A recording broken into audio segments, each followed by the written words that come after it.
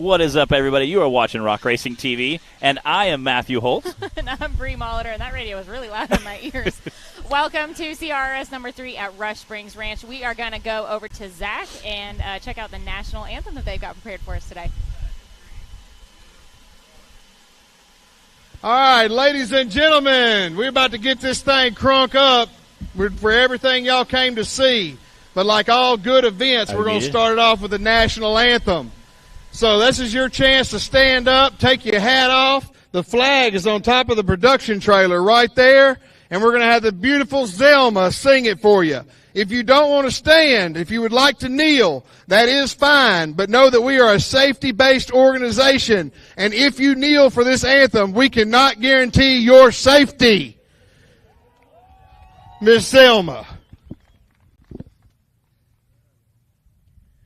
Oh, say, can you see by the dawn's early light what so proudly we hailed at the twilight's last gleaming, whose broad stripes and bright stars through the perilous fight o'er the ramparts we watched were so gallantly streaming, and the rockets' red glare, the bombs bursting in air, gave proof through the night that our flag was still there. Oh, say does that star-spangled banner yet wave o'er the land of the free and the home of the brave? Give it up for her. That's a heck of a job. Thank you so much, Miss Zelma. That was absolutely beautiful, much like myself. I'm just playing. But the singing was wonderful.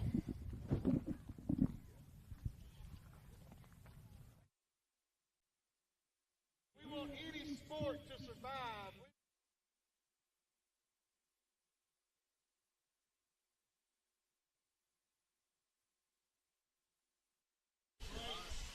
Check.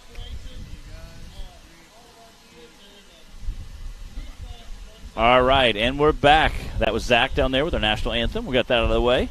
We're getting ready to kick off here. We are in Pineville, Missouri, and I'm excited to be here. I love this track because of the short course area. It's a lot of fun. I think you're definitely going to see some high speeds yesterday. They did come out and water the track, I guess, right before dusk last night. I was talking to Michael. He said we got about 9 drops of rain. So hopefully that'll keep the dust down today. We're definitely grateful for the water truck that they've had running out here for the last couple days. Like Matt said, we're in Pineville, Missouri at Rush Springs Ranch. We had the owners, Russ and Lynette, talking with us a little bit yesterday at the beginning of the show and talking about some of the changes that they made and things to get ready, this hillside behind us that we're racing on this weekend. So we're glad to be back here. This is the CRRS number 3 presented by CA Tech this weekend. We've only got 2 races left for the season, so we're winding down here, but lots of racing still to come today. We're going to start with our youth class, and then we've got UTV Bounty and the Bouncers. 2 courses for all of them. So we've got a full day of racing, plus we've got our 2 classes of RCs still ahead. I see some young drivers sitting on the starting line. I do believe we're about ready to kick things off here today. And the fans are literally flooding in as we're getting ready to kick off here. So, as always, make sure you guys are watching from the Rock Racing TV Facebook page. That's where Matt and I are watching from, and we want to be able to see your comments, answer your questions, and interact with you guys. So head on over to that Rock Racing TV Facebook page. Sounds like we got Brantley Havens on the line.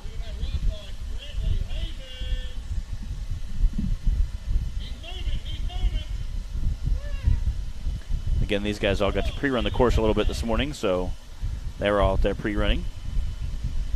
Again, this is Brantley Havens. He came and gave me one of those stickers this morning. Got that 2 weeks racing crew.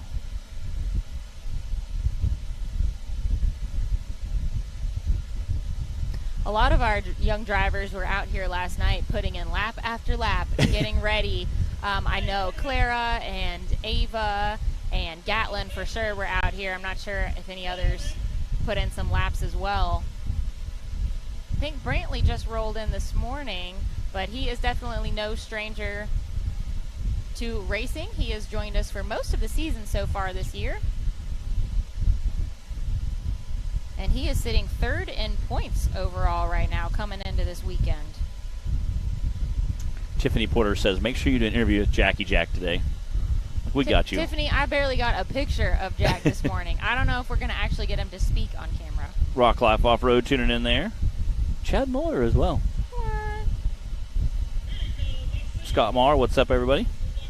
Glad to see everybody jumping in on live feed. Again, it's great for the people who can't make it. All our viewership in other countries and on different continents tuning in. That's always cool to see. Getting one racing in Missouri this weekend.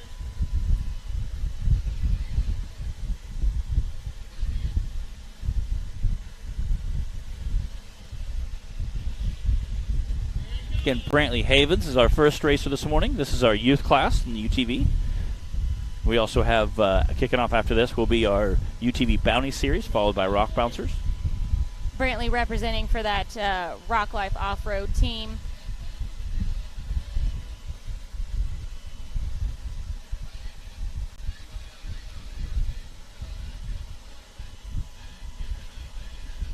We are listening about a possibility that Brantley got a little bit off course. Justin Wills is talking on the radio. He's, we have a handful of dads and some course workers out there, and they said we've got them all stationed yes. spread out on the track. We've got dads and volunteers. Yes, helping to direct all of the young drivers. And they were saying he went off course, but it wasn't an advantage.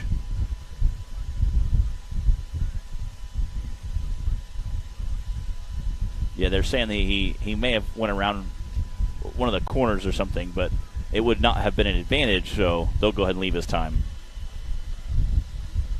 And that time was 113.815 for Brantley Havens. Thanks for joining us this morning on Hillside Live, everybody. If you are just tuning in, we have just gotten started, so good timing. We just had Brantley Havens out on the course, our first driver for the youth class. We are at Rush Springs Ranch in Pineville, Missouri today. We started things off with our national anthem sung live out here. And now it looks like we've got, is that Clara Hoback? Ella Coots on the line. Okay. Ella Coots, she is 5 years old. We've got 3 young ladies, all from the Coots racing team out here, and they're all driving the same vehicle. This is Ella Coots right now.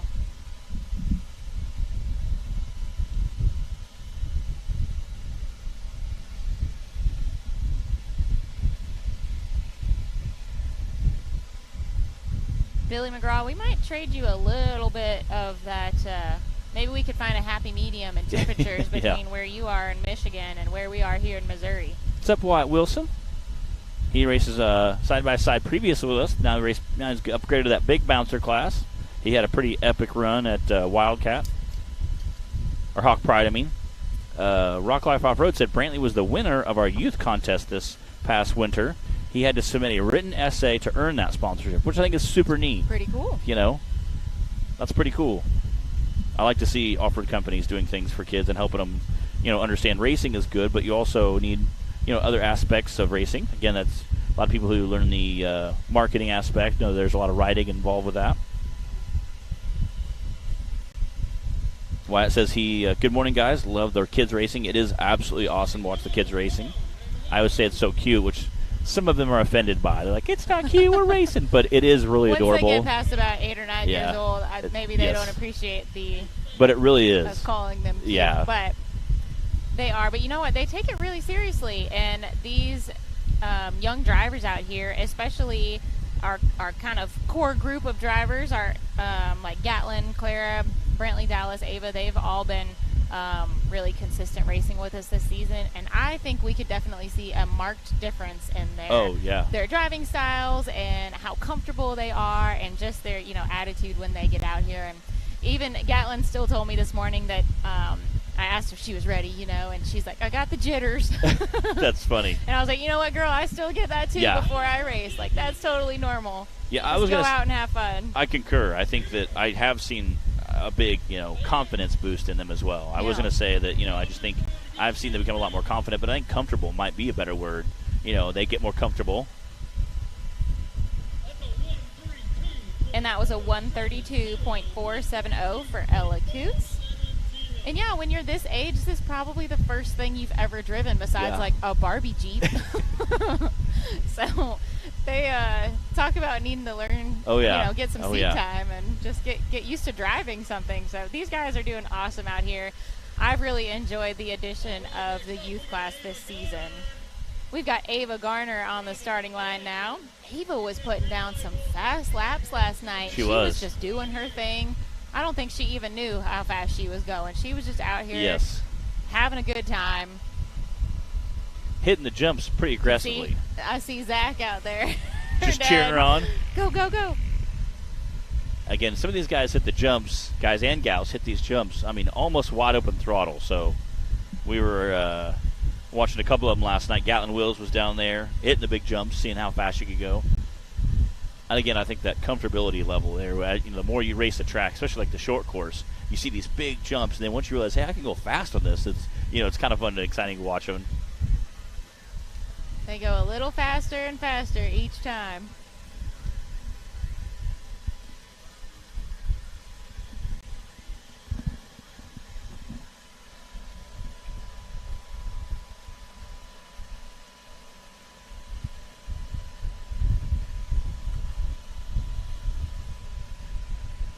Again, she is jumping those jumps. Definitely pushing that buggy as fast as it'll go.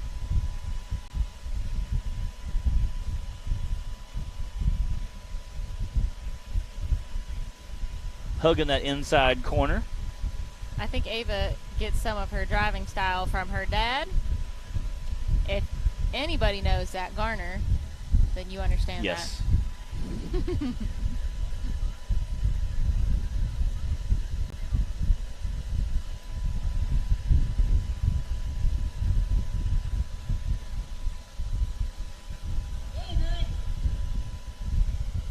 Oh, wow. All right. Leaping out the top there. There it is. 107.214. Well done, Ava. Hey, Taylor. Can you turn the radio down a little, please? It's a little distracting when you've got 4 people talking in your ears.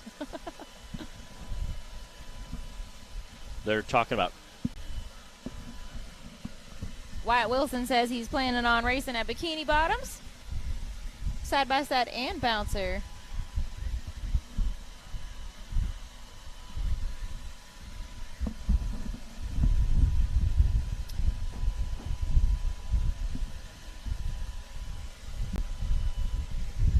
I think that means that we'll have Hunter Vargo on the starting line now, but we'll get that confirmed. Wyatt Wilson said he's planning on racing the unvaxxed bouncer. No? Okay. And the super Yeah, so we'll be seeing several of our drivers that are MIA today, or this weekend, we'll be seeing at Bikini Bottoms. Glad for that. We're going to talk some more about the race at Bikini Bottoms when we've got a break a little bit later today. There are some details that if you missed us talking about yesterday, we want to let you guys know. Our next 2 races, which is going to wrap up the season for us, are both unique. So we're going to tell you guys some more about some of those details. So Bikini Bottoms, and then finals will be at Mid-America. This is Hunter Vargo. This is his second race ever. And funny story, so we are all the way in Pineville, Missouri, guys.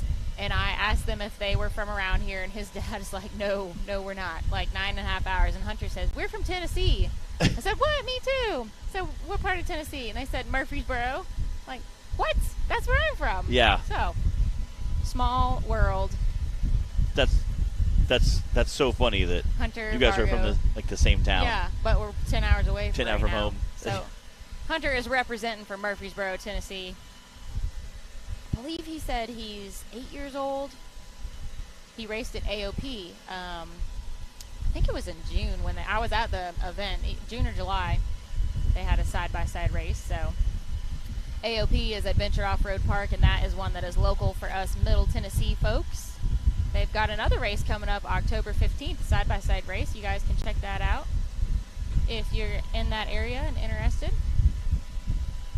He's got a good smooth run going on this short course right now.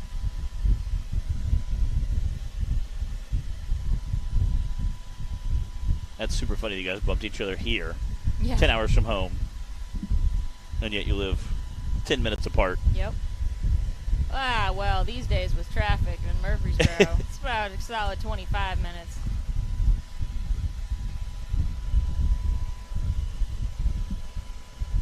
That was a very good smooth run from Hunter.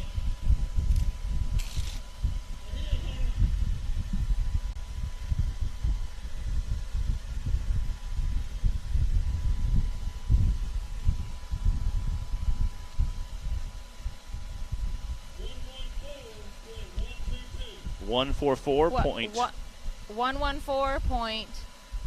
114. Sorry, guys, we had the radios turned down too much now. 114.112.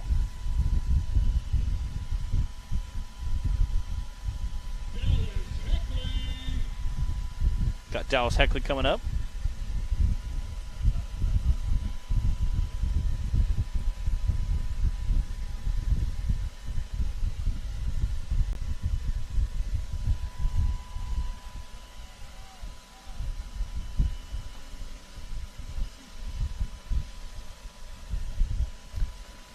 All right, this is Dallas Heckley. I think we're about 90% girl right now in our youth class. I think that's pretty accurate.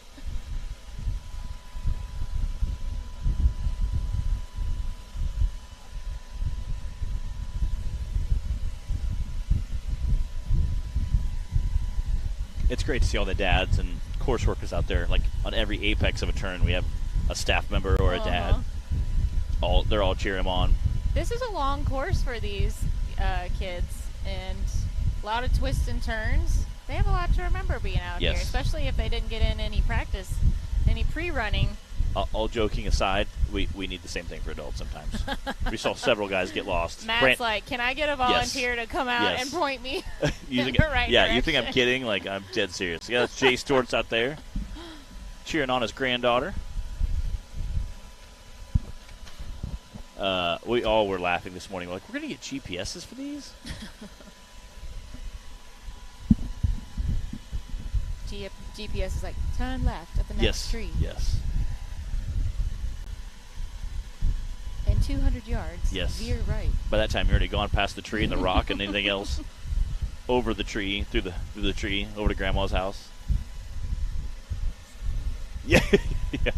When it rolls over, it'll be like rerouting. Make a U-turn. Redirecting. At the next available opportunity. Calculating.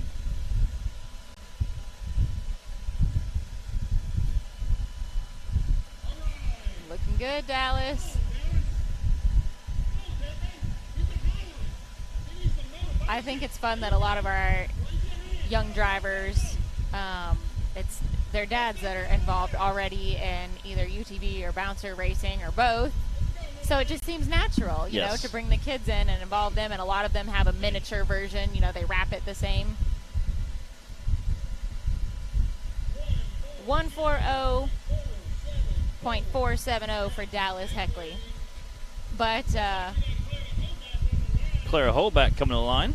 Like Gatlin, for instance, they repainted hers to match the kind of pink and green, purple and green color scheme that her dad's bouncer that got going on. So and race suit, custom matching race suits and shirts. Cute. They all match the livery. It is. As we like to say. Last night we all got the same hotel room. They all have pink toes, all of them. Oh my gosh! Makes them drive faster. Joe, you're laughing. I was like, "You get petties?" He's like, "Yes, I get petties too." Have a little spot we go to. They take kind kind of a bougie place. It's Maybe nice. you need some turquoise toenails. Will after that make you drive faster? His little pink gels, I was like, maybe I need some turquoise. You know, a little teal. You know? Increases the blood flow to your feet, helps you push that skinny pedal. Put some little white decorations on there, you know? Put a white 13 on there. Let's not go too crazy. Clara Hoback. She got in lots of practice laps last night. There were several of our youth drivers down here making some hot laps. Making sure, mainly I think they wanted to make sure they had the course set up properly. Make sure they had pretty confident. Again, once you put the helmet on, strap in, then you're in race mode. It's a little bit different animal, but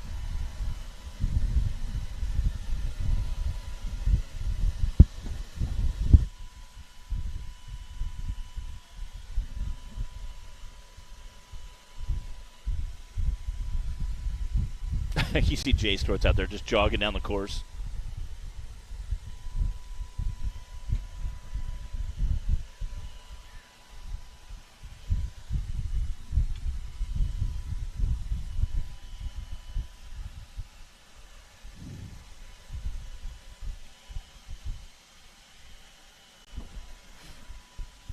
I think this might be the longest course that we've had for the youth class probably ever so far this year. Definitely close to it.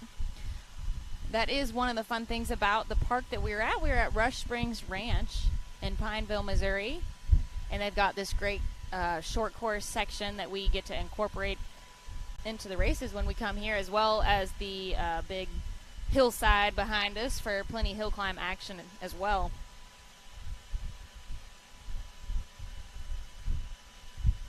One of the cool things about all the different parks that we race at is how we can incorporate all the different terrain, the different aspects that they have that make them all unique. Bikini Bottoms has the big hillside, the concrete slab. We've got our short course out here and the giant hillside behind us. Wow, that's a quick time. 1:12.128 for Clara Hoback. Good enough for second place. Ava Garner still in the lead right now with a 1:07. Clara now in second with a 1:12. Did he say 1:02? I heard 1:12. And then he corrected himself, I think. Okay.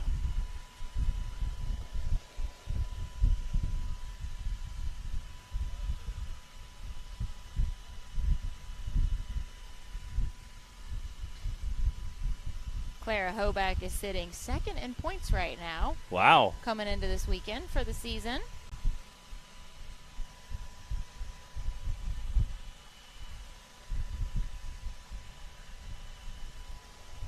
It looks like we might have another one of the Coots clan on the starting line.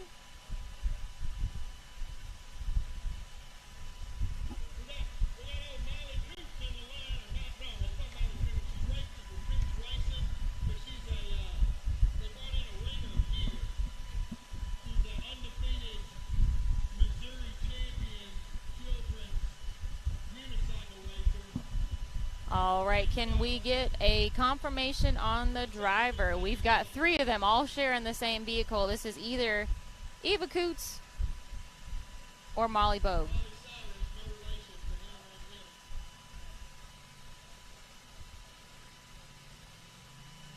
My clue was that that's Adam Coots standing right there, so I know it's one of the two that hasn't raced yet of the Coots team. He brought a whole passel of them out this weekend.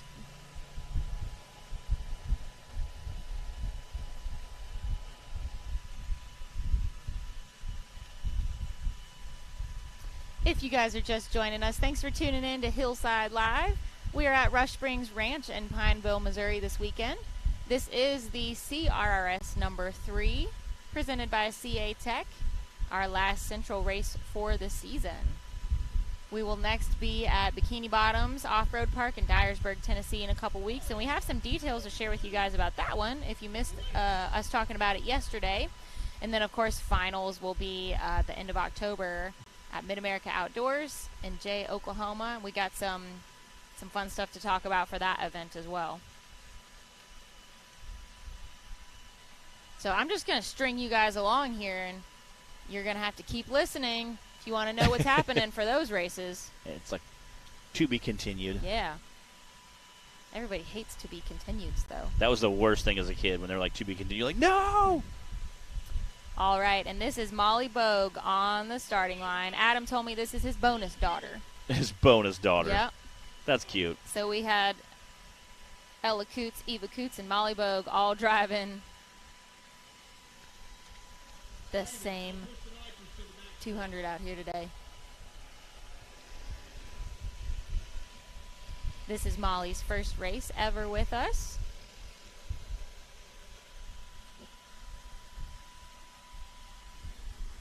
Hopefully, Ella and Eva maybe gave her some pointers.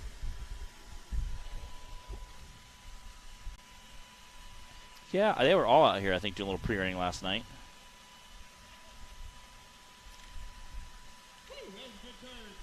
If you're just joining us, we are a little over halfway through our UTV youth class, course 1.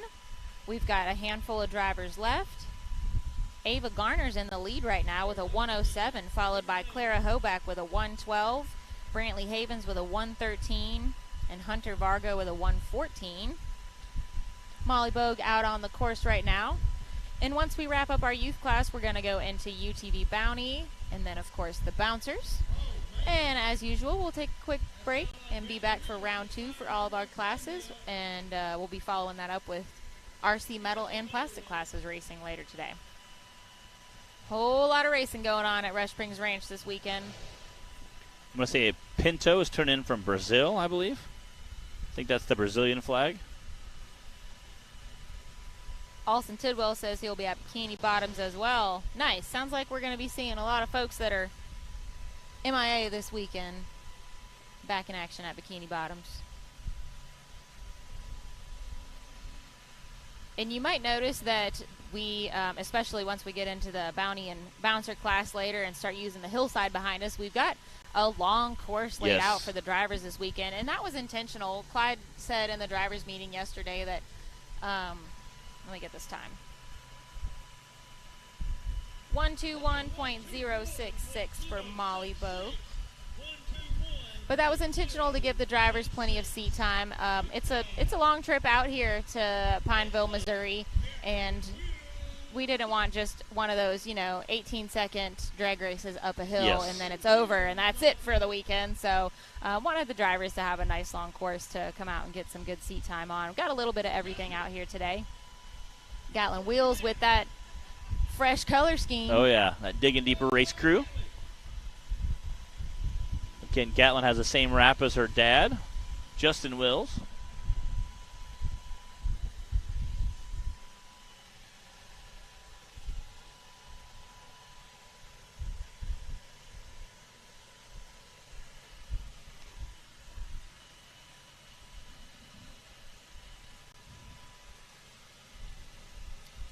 Tiffany, we miss you being here too, but I'm glad we're going to see you at the next couple. Crazy that we're only 2 races left after this weekend for the season.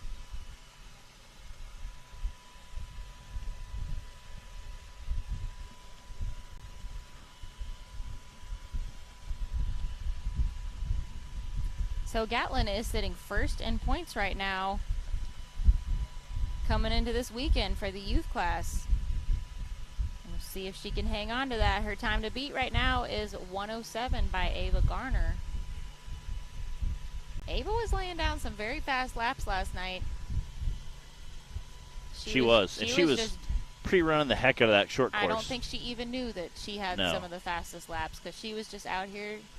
She looked like she was kind of singing to herself. And somebody, I think she was just doing her thing, having a good time. Yeah, Adam that had a stopwatch down here that was timing them, to see what their times were. And again, like I said, they were all pushing it pretty hard. Serious business. Oh, yeah. Brian, yeah, Disney is definitely going to be insane. I have never been to Disney, so we're going to talk some more about that as far as finals.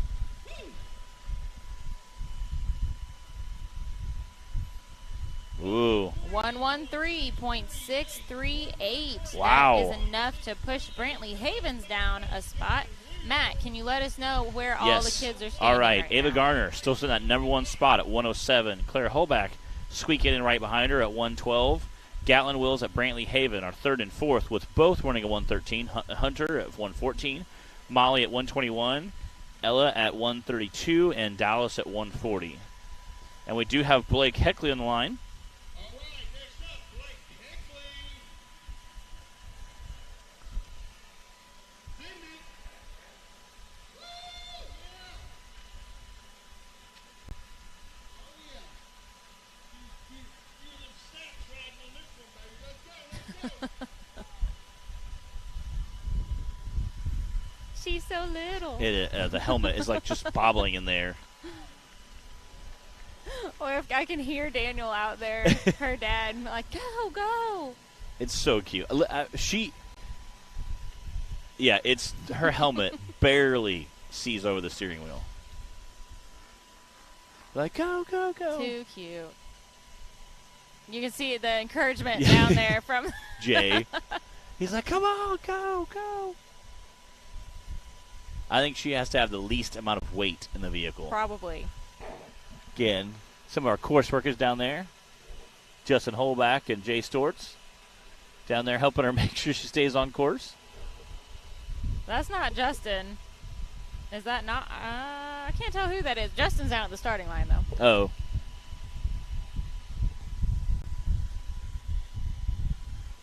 That is Big Bertha down there, though. I see it. I can see how you would get confused. Yeah. I don't know how she got down there. It looks similar built to Justin, and he's next to Justin side by side. It was definitely, you used your context clues. I did. They just led you astray. And he's usually near the course helping them. There we go. Jay Okay. pointing the way Go, again. go. Hey, we haven't had anybody get lost out here or have to turn around. It's Brantley Haven's dad. Oh, yep, you're right. There you go. So kudos to these kids for putting in the time and practice and paying attention to all of our course helpers out there to make sure they stay on track. Ashley Callahan, they're fun to watch, aren't they? They are. So this is Blake Heckley, and then we've got Eva Coots, and then I think that is, I think that's going to wrap things up for course 1 for our youth class. I don't know if there, she's moving good now. All right, we had a little bit of a pause there, so I think she's checking to make sure she knew where she was going. Again, I think she's 6 years old. Most of our drivers range from about 5 to 12-ish, I think. Yeah.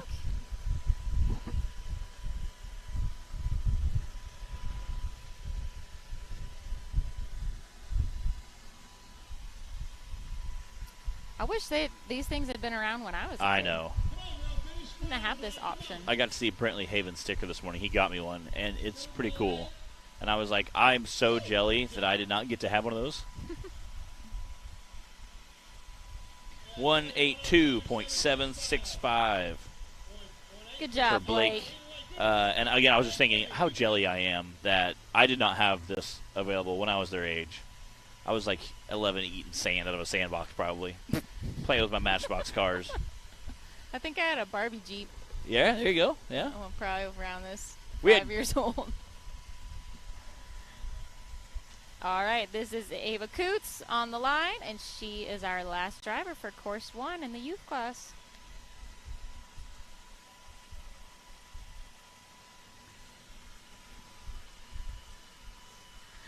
Brian, that sounds like it'd be pretty fun. We got to keep building up the youth class here. I love having the youth class this year and how it gives a way for the kids that are already here for the most part. Not all of them have a dad that's also racing, but many of them do, and they're all here anyway, so now it's just another way for the family to be even more involved and everybody, you know, have their thing that they can do. Either, this is Eva Coots, either with RC racing or jumping in the youth class like this, or even some of our younger drivers that are in the UTV class, our UTV stock or cup class. Got to get everybody involved out here. And then you've got the little ones like Collier Hoback, yes, who is over there with his little miniature monster trucks playing in the dirt, and that he is just enjoying having life. a great time. He's living his best life out here.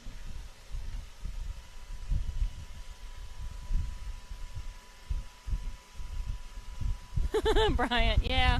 I think that might not be real fair.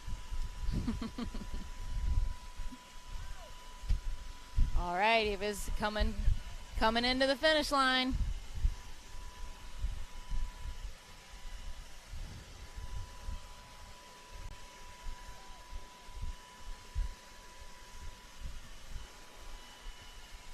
Waiting on Eva's time.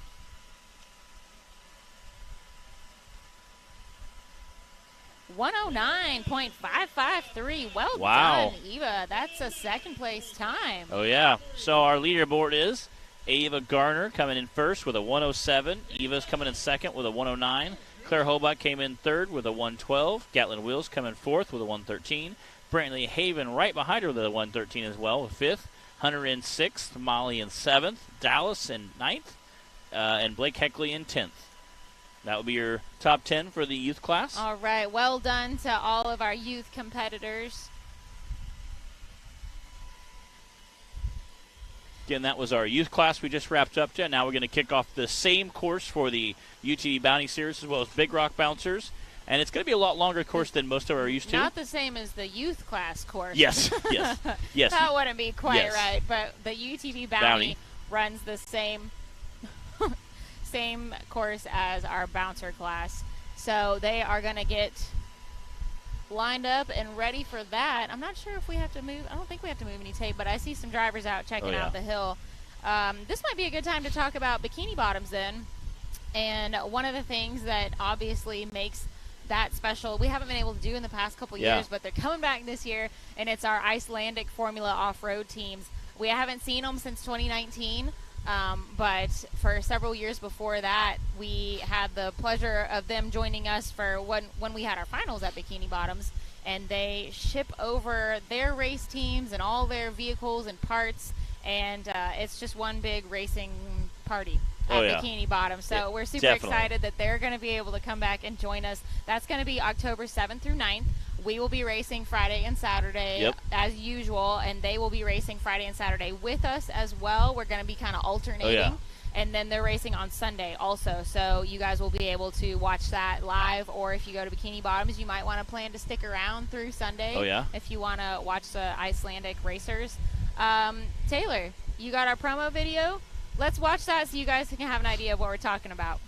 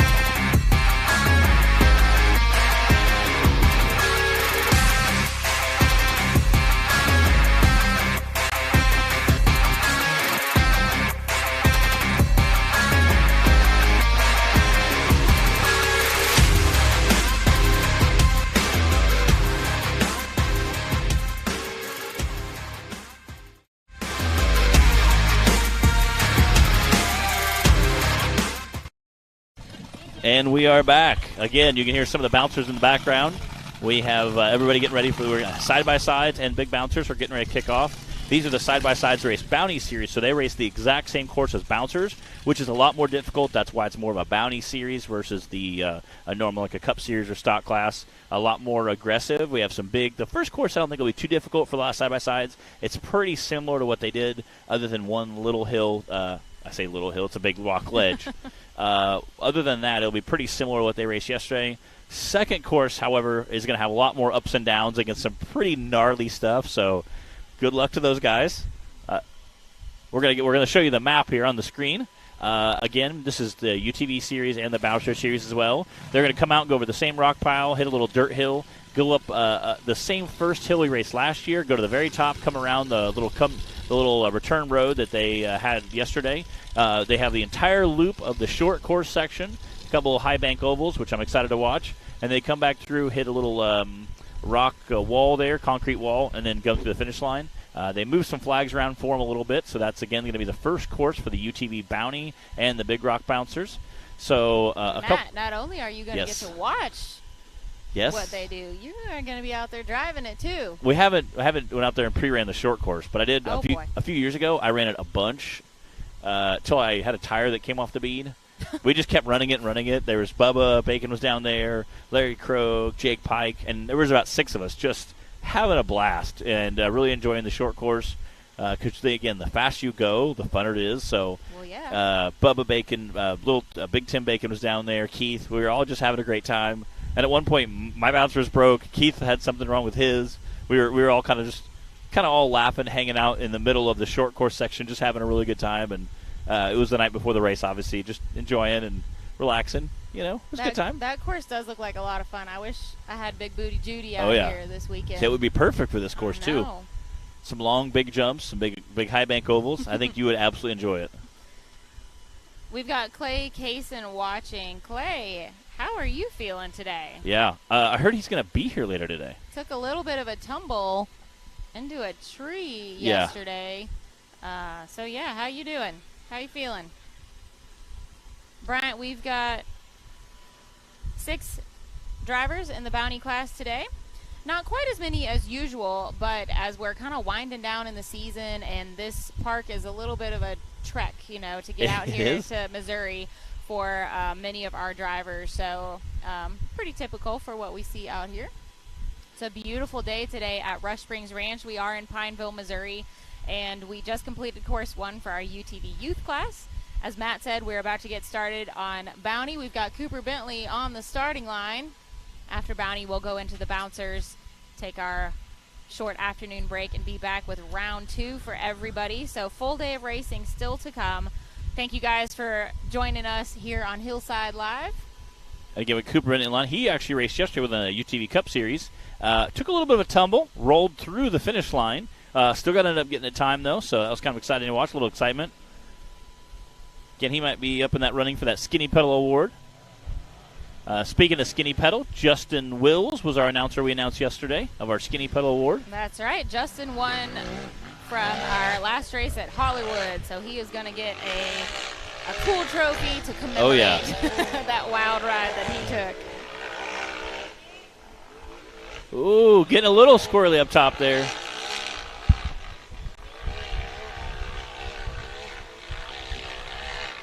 Again, this is such a steep hill, and it's got loose dirt on it. You want to make sure you keep that buggy pointing straight up the hill. So you can see him get a little squirrely as he was coming to that tree. Again, he chose to take that far left line uphill. Again, a little bit of a downhill jump there, coming down that rock ledge. You can see a couple little jumps there as he's coming down, then hits the short course section. Again, I think you're going to see some of these guys absolutely fly through the short course section. Whatever you can see through the dust anyway. Yes. Par for the course out here. Again, they did come out and water the course last night, and then a little bit this morning. Get it? Par for the course. Look at this guy over there. I tell you. Bree and her dad jokes. Brian, you guys are really shooting for the stars, huh? Way to dream big. Glide into that corner. Cooper Bentley is second in points in the Bounty class right now, coming into this weekend.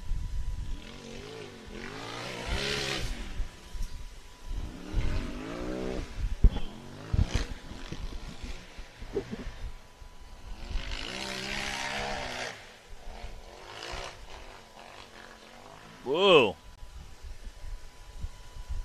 Again, that was Cooper Bentley.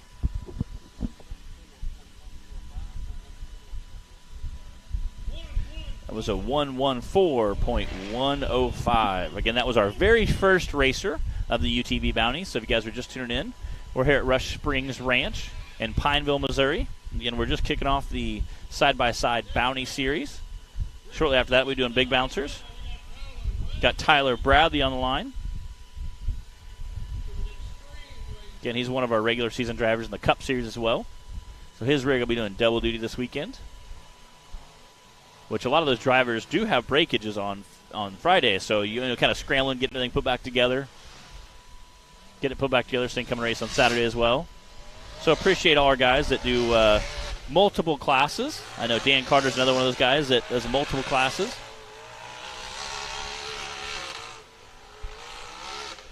Ooh, getting a little squirrely up there.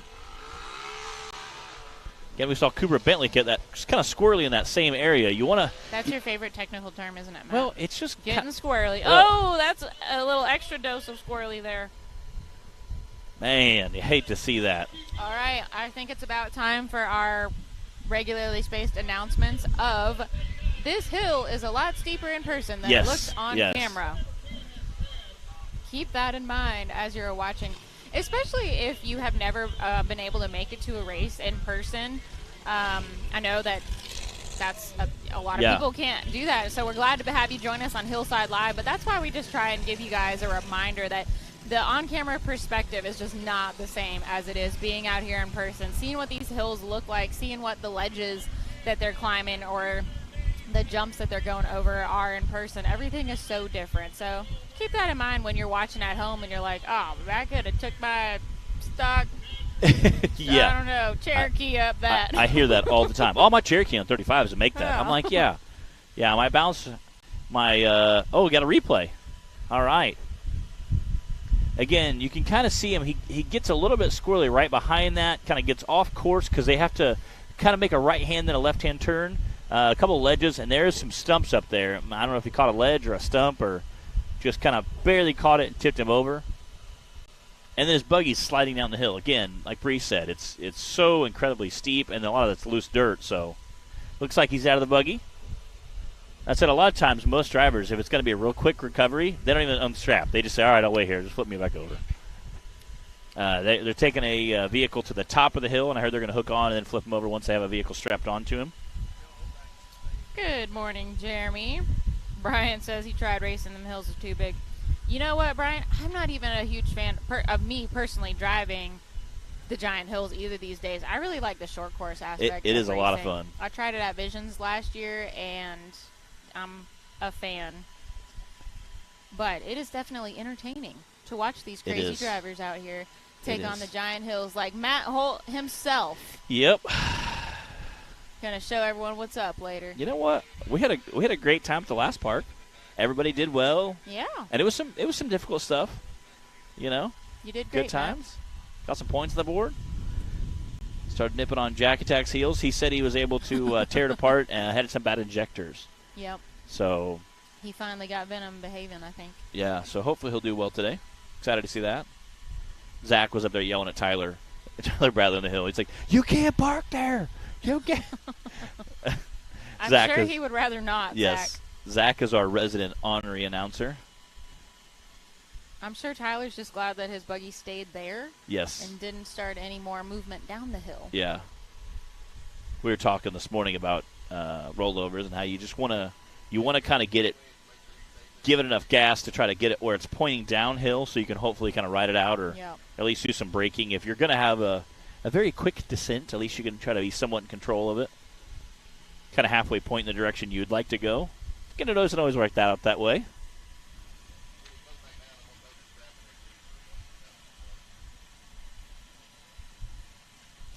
All right. Scott, looks like we've got about 16 or 17 bouncer drivers on the list today. So that will be coming pretty soon after we finish our course one for our UTV Bounty class. While they finish getting Tyler recovered off the hill, we are going to let you guys watch these wonderful messages from some of our sponsors, and we'll see you in a minute. Rebirthed from the depths of Baja, Mickey Thompson Tires announces a new American mud terrain legend. The new Baja Legend MTZ. Silica reinforced T4 tread compound. Power ply 3-ply construction. improved 4-pitch side biters, proven MTZ tread styling for undisputed traction. 35 different sizes, and one is just waiting for your rig. The Baja Legend MTZ.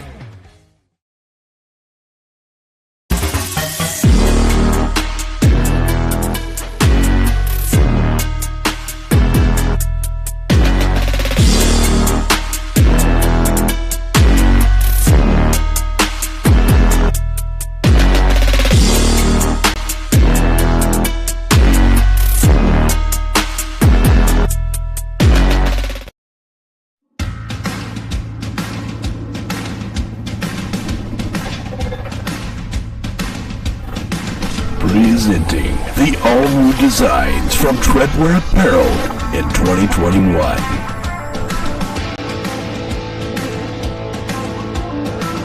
Visions are better at the top. More throttle than brake, more balls than brains. If you're gonna win, you're gonna need these. Life is better topless. The NRA official flag shirts. Real trucks don't have spark plugs. No guts, no glory. Definitely no story. Your girlfriend likes it when I bounce her. Grab yourself some new merch today.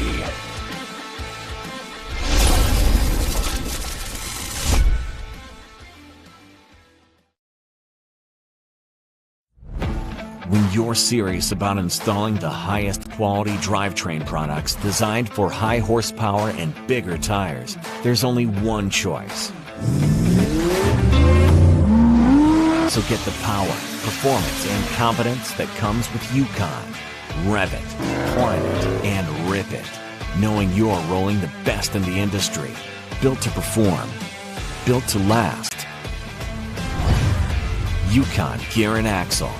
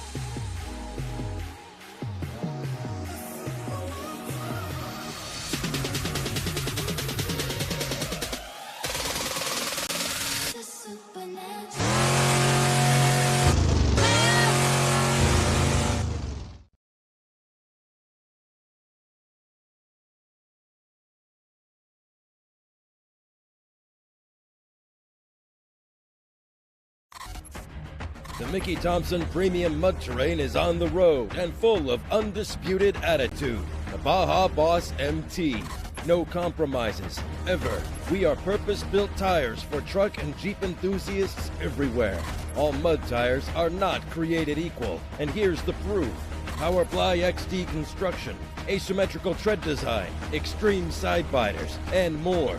Find your tire size today at MickeyThompsonTires.com. What you want? What you want? No matter where your ride takes you.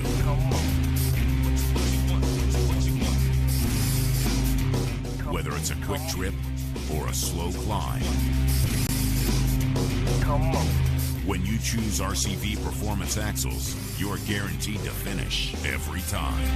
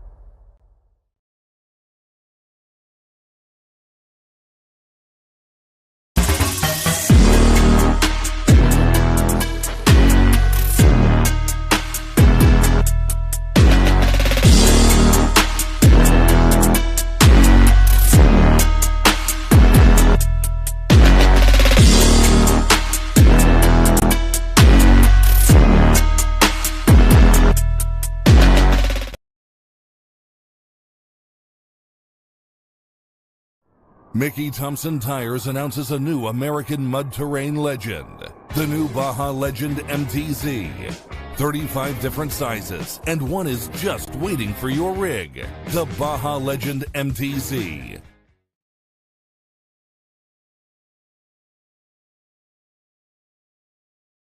Rebirthed from the depths of Baja, Mickey Thompson Tires announces a new American mud terrain legend, the new Baja Legend MTZ. Silica reinforced T4 tread compound, Powerply 3-ply construction, improved 4-pitch side biters, proven MTZ tread styling for undisputed traction. 35 different sizes, and one is just waiting for your rig, the Baja Legend MTZ.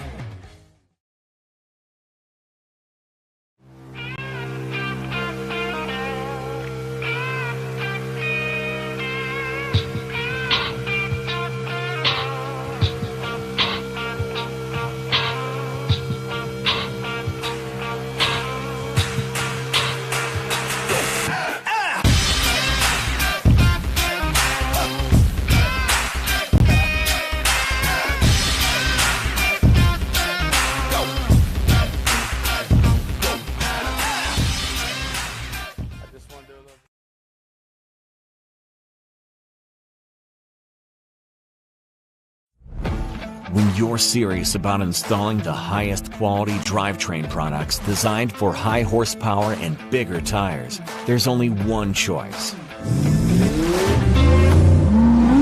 So get the power, performance, and confidence that comes with Yukon. Rev it, climb it, and rip it, knowing you're rolling the best in the industry. Built to perform, built to last. Yukon Gear and Axle.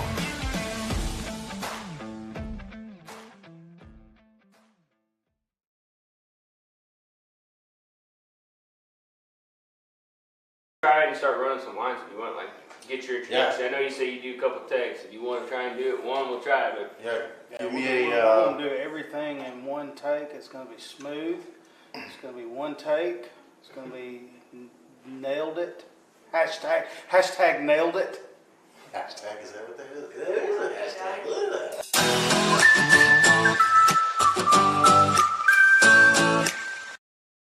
Rebirthed from the depths of Baja, Mickey Thompson Tires announces a new American mud terrain legend. The new Baja Legend MTZ. Silica reinforced T4 tread compound. Powerply 3-ply construction. Improved 4-pitch side biters. Proven MTZ tread styling for undisputed traction. 35 different sizes, and one is just waiting for your rig. The Baja Legend MTZ.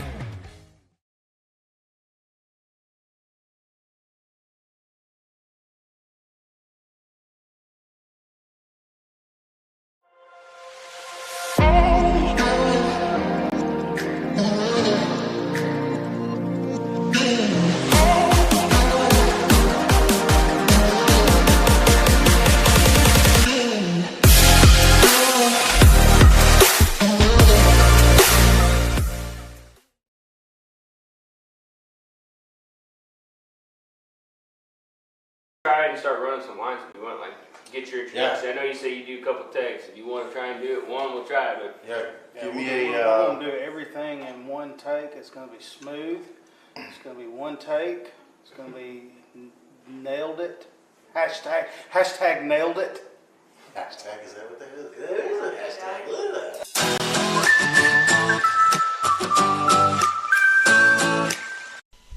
That was awesome. That's my boy Dan Carter. Hashtag nailed it. Hashtag nailed it. I love that. That is so cute. We love Dan. That is going to be, that was a little teaser for his upcoming Highway to the Hill episode. So if you guys aren't familiar with that series that Nick and Dylan have been working on this season, they have been following our several of our seasoned drivers around their lives for a few days at a time and going to where their work, their business, following them to the races and seeing what that whole process looks like, just so you guys can get to know who they are as people and not just when they're strapped into the buggy and racing on the hill. So a great kind of behind-the-scenes look into the lives of some of our drivers who are now reality TV stars. Yes, apparently. Yes, which is sure a good time. They feel like. It's a good time.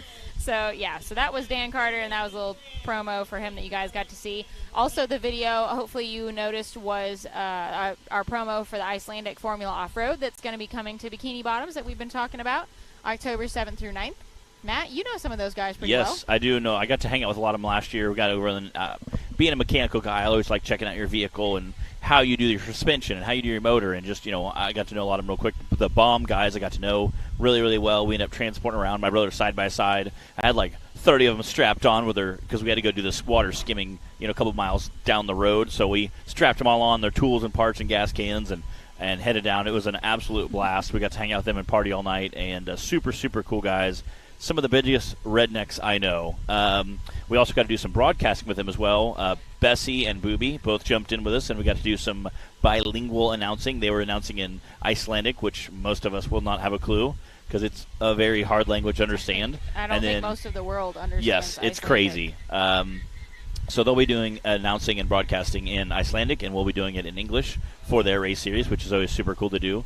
Again, Bessie and Booby are both very entertaining guys, so it's very interesting, very, very exciting to watch those guys, and they'll usually explain it to me what they're saying or if there's something unique going on with the car. And to me, that is always very fascinating to go to a different style of racing and really understand the mechanics of what they're doing, or maybe the driving style is a little different. So it's really, really fascinating to see that and understand that and kind of be a very intimate part of that. It's really cool. And, again, the race teams are all super nice. A lot of us go out to eat at nighttime, and things can get a little wild there, but it's a lot of fun. So that's going to be in Dyersburg, Tennessee, October 7th through 9th. Bikini Bottoms Off-Road Park. If you're kind of local to the area or have been wanting to make it out to a race this year, that might be a good one. It's a very spectator-friendly park, easy to get around. You can see everything very well. Yes, it's all amazing. in one area. So, and if not, be sure to check in with us on Hillside Live so that you can catch the crazy Icelandic Formula Off-Road action. It will be an awesome time. Got Speaking Madison of crazy King. action, yeah, we've got Madison King out on the course. We're going to continue with our UTV Bounty class. Tyler Bradley did have an unfortunate rollover, and they got him recovered off the course. All is well with him. Let's see what Madison can do.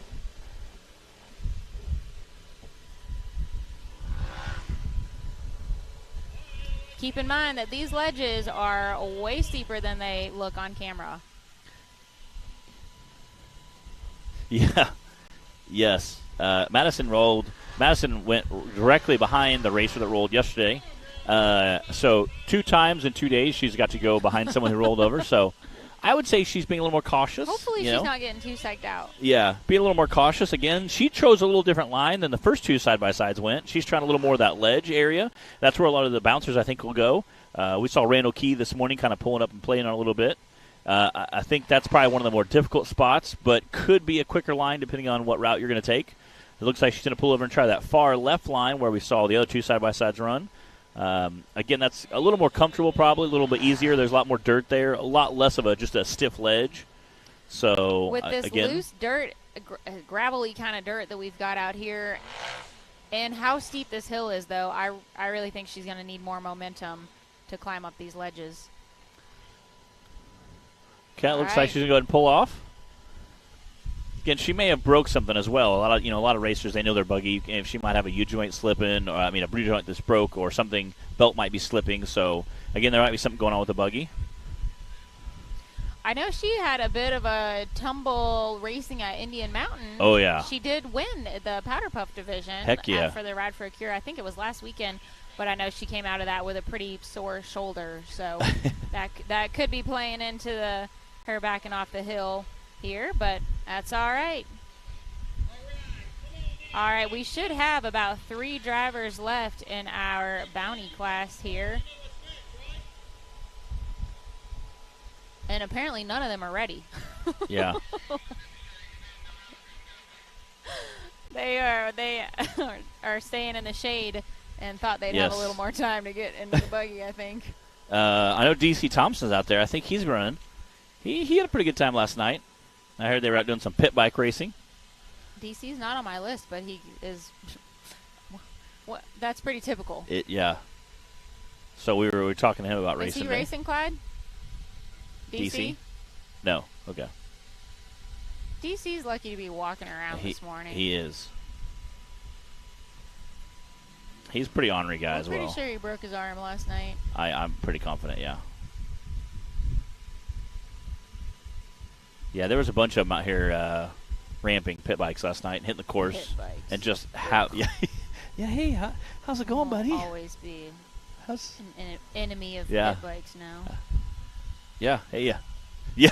Yeah, nothing to do with our series. They were just goofing off That was just DC late last DC. night in the candlelight, I believe, of that's the thing. The park is still open for rec wheeling.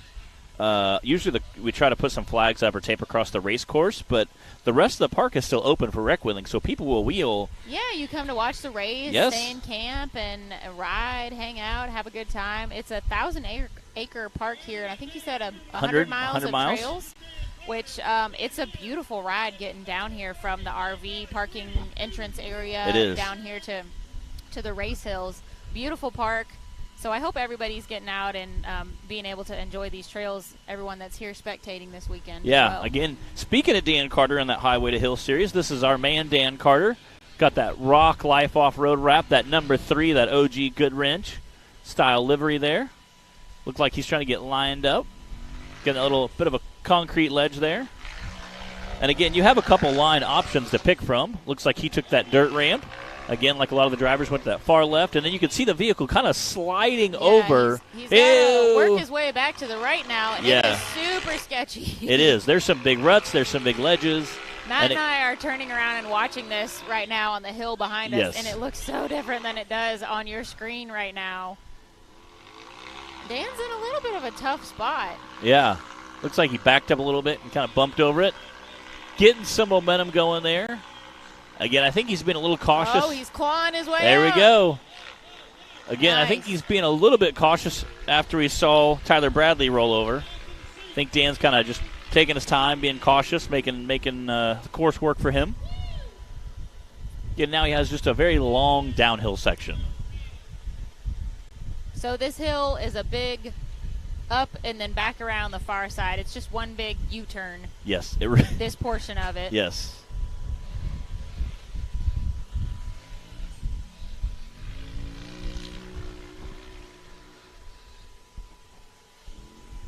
Again, hitting that short course section.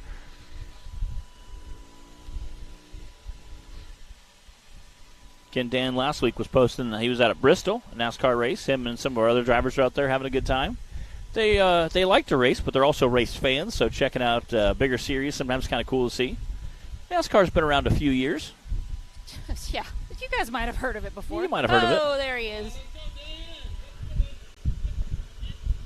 Part of that Rock Life crew are out there hanging out, having a good time. Looking good. Come on, Dan. Making quick work of that. We only had 6 drivers today, and 2 of them have DNF'd already. That's the thing about the Bounty course that's so crazy is you have such a difficult course, and they have a much smaller tire than the big bouncers, so. It is not for the faint of heart. It is definitely not. And Dan, the Bounty class is where he really shines. 1:56.907 for Dan. Not a bad time. Cooper is in the lead right now with a 1:14.105.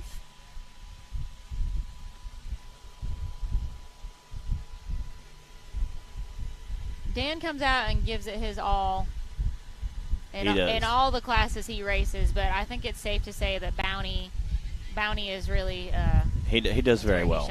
He does very well. All right, sounds like we've got Nathan King down there pulling the line. Yeah, Jason, speaking of other kinds of racing, being race fans, he says can't wait to see what Timmy does. I am. Modified, so yeah, that'll be interesting to watch. That's exciting for Timmy and kind of branching out into a whole new world of racing. I was talking to him this morning about it. He's going to be running a Rocket chassis. He said they have the chassis, but it'll take a while to get the car completely built.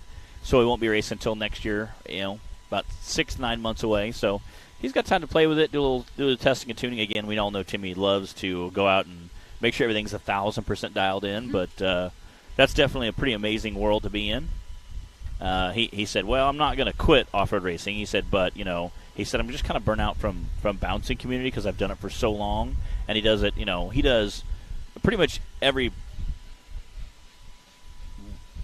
he does about every style of bouncer races there as possible. So any event where you can win money, he's there. So he said, I've just done so much for so long because I just want to just get out and try something else and do something a little different. Yeah. Kind of like a palate cleanser, I think. Get out there and do something a little different. All right, Nathan King on the course now. Oh, okay. Ooh, What a save it. That would have been Get a little wild there. I wonder if his horn's broken because I haven't heard it once this weekend. And that just seems wrong. Oh, Nathan. Ooh. I'm not a fan of that part of the hill. Yeah. Gotta say. Obviously, all the bouncer drivers are definitely watching this, knowing that, they have to, a lot of them, they'll be on that hill. I don't think it's going to be too much trouble for the bouncers. Well, I think they're going to make sure they spin tires, kind of drift them on over. That way you kind of watch them pull these guys over. So. But watching these more narrow UTVs, yes, they're definitely getting a little sketchy up there. Again, for those guys that have a bouncer a little bit taller, definitely also watching those.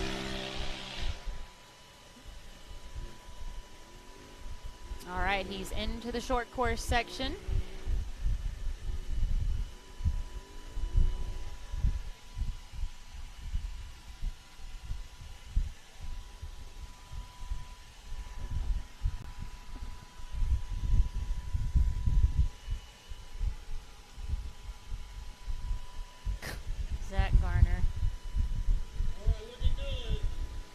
Zach, what are you doing on Facebook?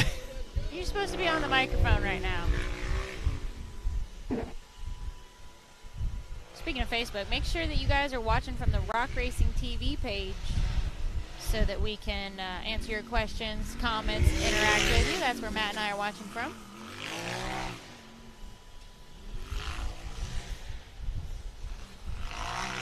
All right, Nathan coming into the home stretch.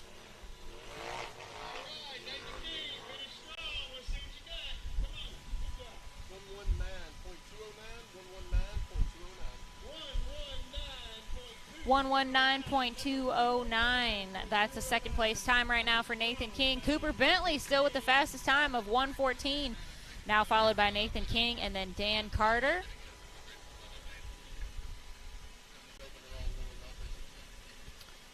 Clyde, is Josh Allman here? All right, is that it for our bounty class?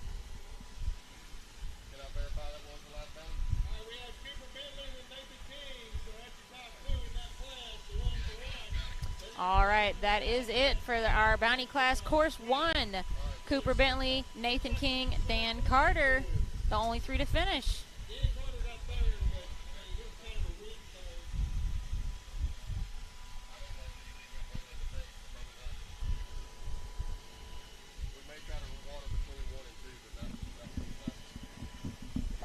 That means we are ready to kick off the big bouncers. Rolling out the Brannick Motorsports bouncer class.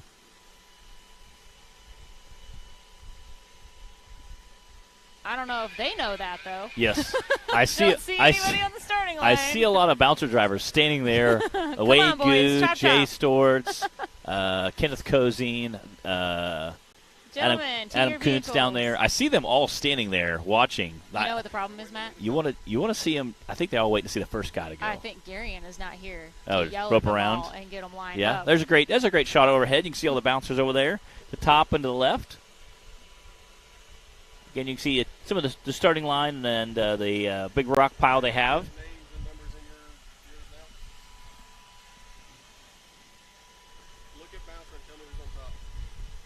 Again, Wade, we were walking around talking this morning what his game plan for today.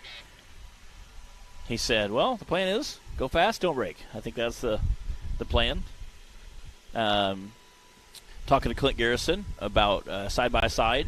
And I said, well, now that you're racing side-by-side and big bouncers, are you going to just phase into big bouncers or are you going to stick with side-by-sides?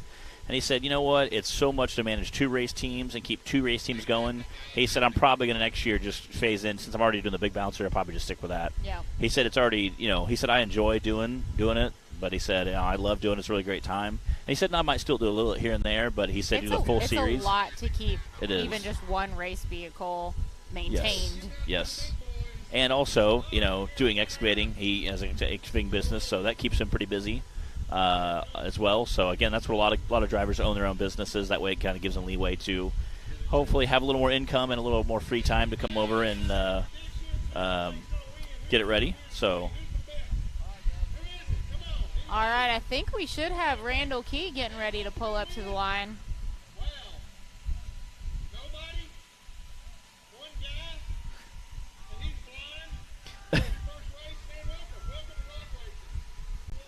Yep, it's definitely because Garion's not here. She'd be out there cracking the whip. Well, let's take this moment, Matt, to talk about finals then. Yes. So we already filled you guys in on bikini bottoms. One more thing to note for that is if you are planning to race, I'm talking to all you, Wyatt, Dylan, all the rest of you that are watching and planning to race, we will be starting earlier on Friday, probably more like 10 o'clock like it was a Saturday schedule. And that is so that we can incorporate the Icelandic teams and their race schedule alongside our own and fit everything in for the weekend. So be looking for those details to come out if you're planning on racing or coming to spectate and you want to make sure you're in the right place at the right time. That'll all be posted. So just be thinking about that. And the Icelandic teams will also be racing on Sunday. We will still stick to our Friday, Saturday schedule. But if you want to plan to be there and watch that, they will be racing Sunday at Bikini Bottoms as well. But we will be live for it, and they'll have their own live show, so you'll still be able to watch from home. All right, this is Randall Keys on the line here. Randall Key, this is his third race in the Undertaker? I believe so. Again, he was out doing a little testing and tuning this morning on that. Man, hitting those ledges. Again, you can see the independent front suspension as he comes up and hits some of those ledges, kind of soaking it up. So out of all of our drivers here today, Randall has been racing with the SRRS longer than anybody else. And I think he's probably been not only just in how many seasons he's raced, but also just how many races individually that he's been to. I think he's probably been to more than anybody now at this point. I would say him and Timmy are definitely nose and nose. Randall started before Timmy did with the SRRS. Yeah. And if you aren't familiar with Randall Key, one of the amazing things about him is that he is out here driving completely with hand controls. He's actually paralyzed from the waist down. So everything he's doing in that buggy right now is all hand controls. That's, steering, throttle, brake, rear steer. It's a lot. Shifting, all of it. So definitely, see tires flying up in the air out there. So he's definitely inspiring to watch.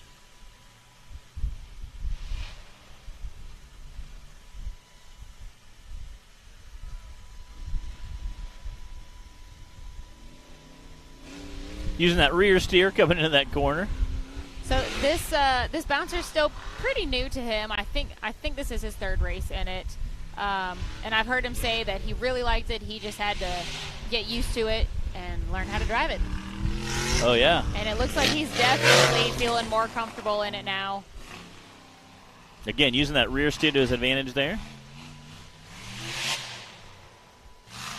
And to be the first one to come out here for the bouncer class and not having the benefit of being able to walk the course like all of our other drivers. Come on, Randall, turn downhill. There you go. He went way high there. Zach. Uh-oh. Uh-oh. We're getting word that he ran over the timer.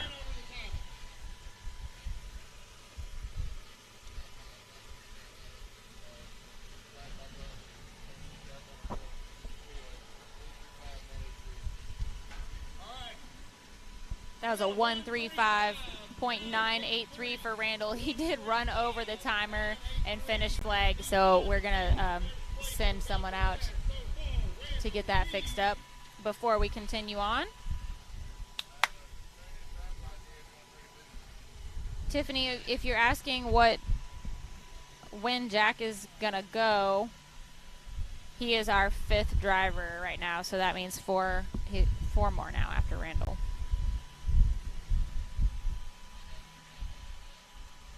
Yes, he would have been number 9.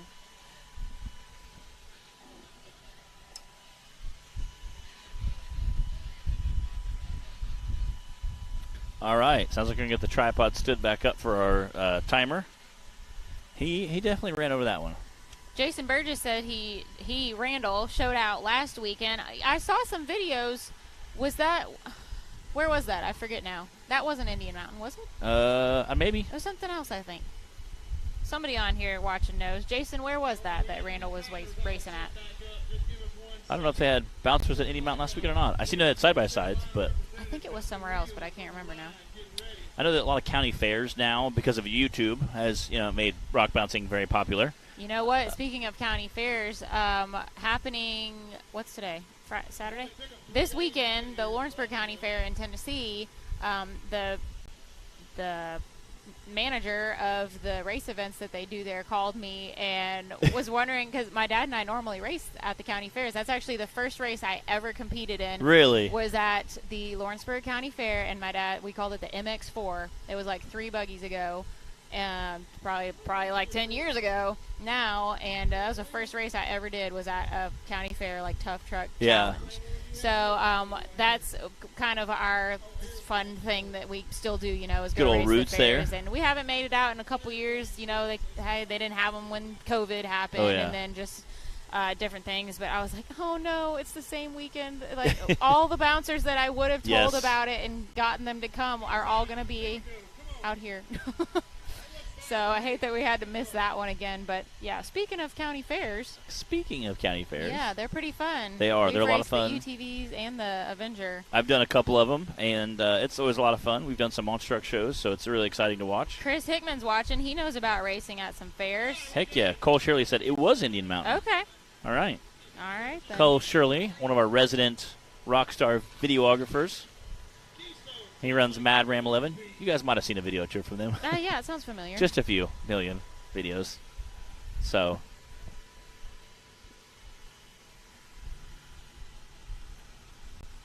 Chad Molitor, excellent run, Randall. Yeah, speaking of racing at the fairs. Too bad we're not out there this weekend, Pops.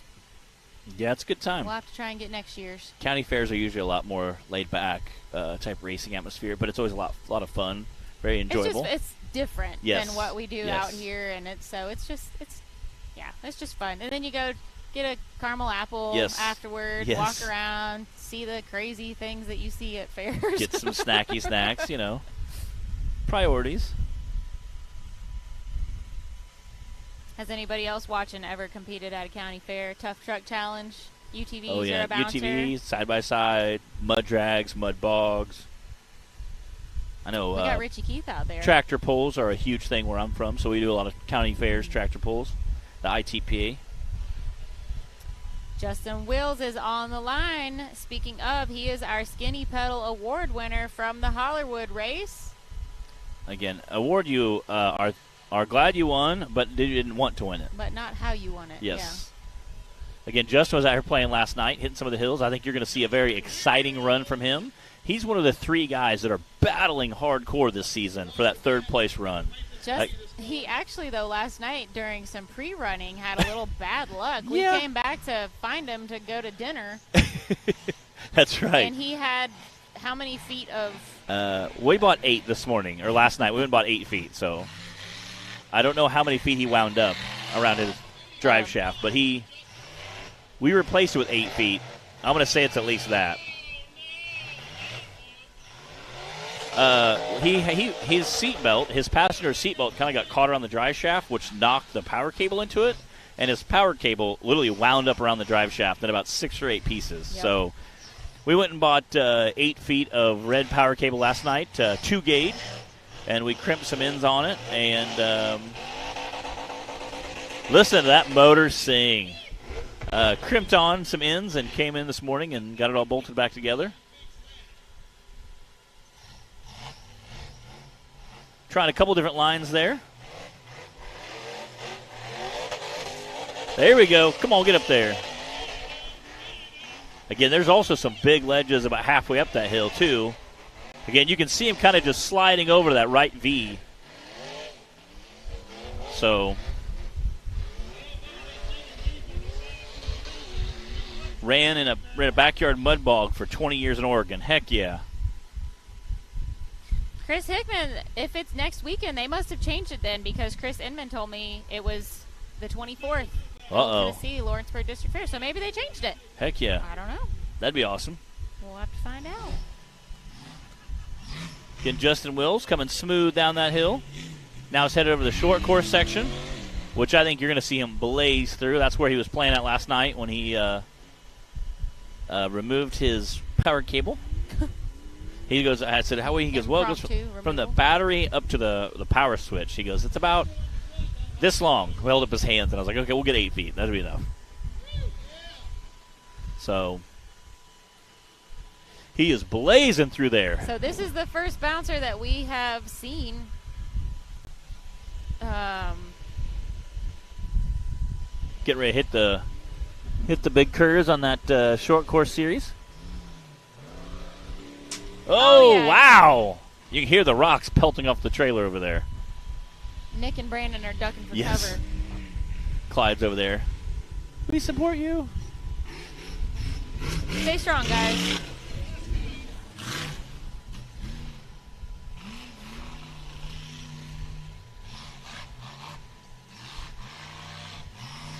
Yeah, it didn't take long for the course to get pretty dusty. All right, to the finish line he goes. There you go.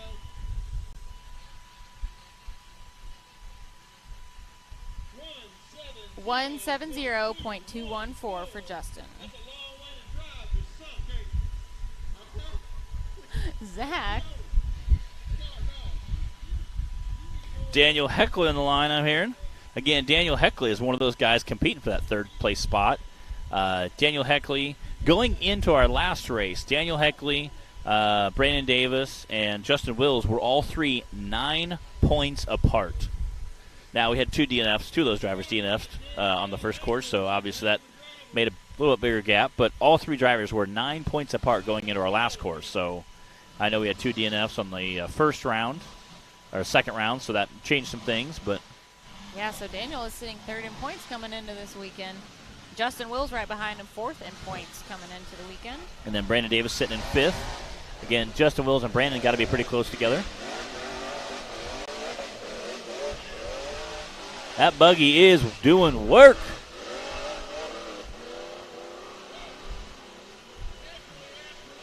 Hellbent is one of my favorite chassis, I think. Timmy said unfinished business is way, way more powerful, but I don't know. I love it.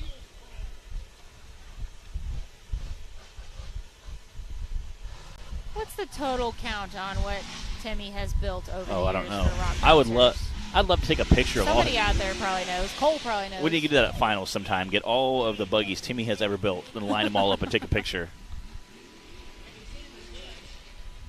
Man, Daniel is moving. Dylan Dowler says Chris Hickman Top Truck Challenges tonight at 6:30. We're going. Nice, Dylan, represent. I wish I could be there. I love watching Tough Truck Challenge. Chris, sounds like you better change your schedule and get on down to Lawrenceburg tonight. Daniel is absolutely flying through there.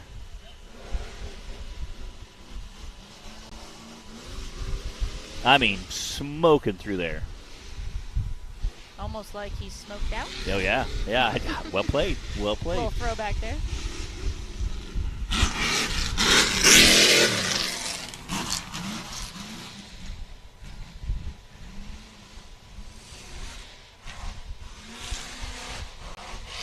Wow, whipping that weird steer around. Through the finish line.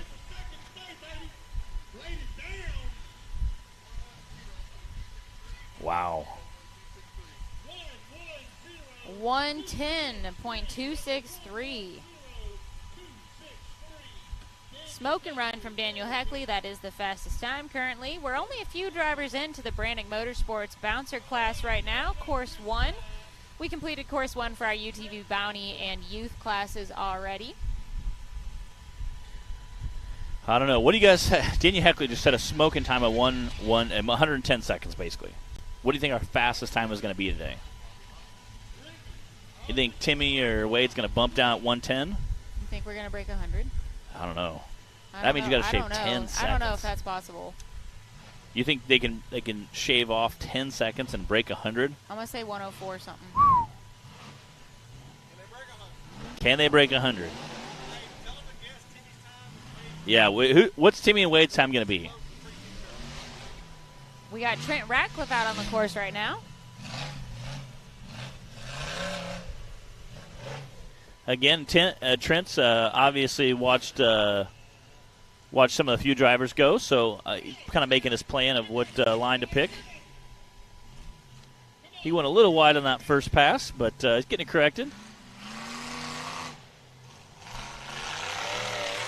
Trent driving sucker punch, and that is definitely a buggy that's been around in this sport for quite a while.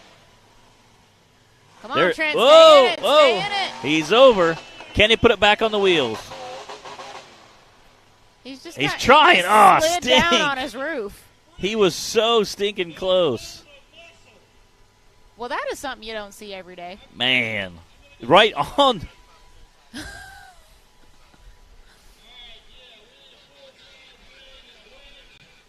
All right, Trent, you just hang out there for a minute.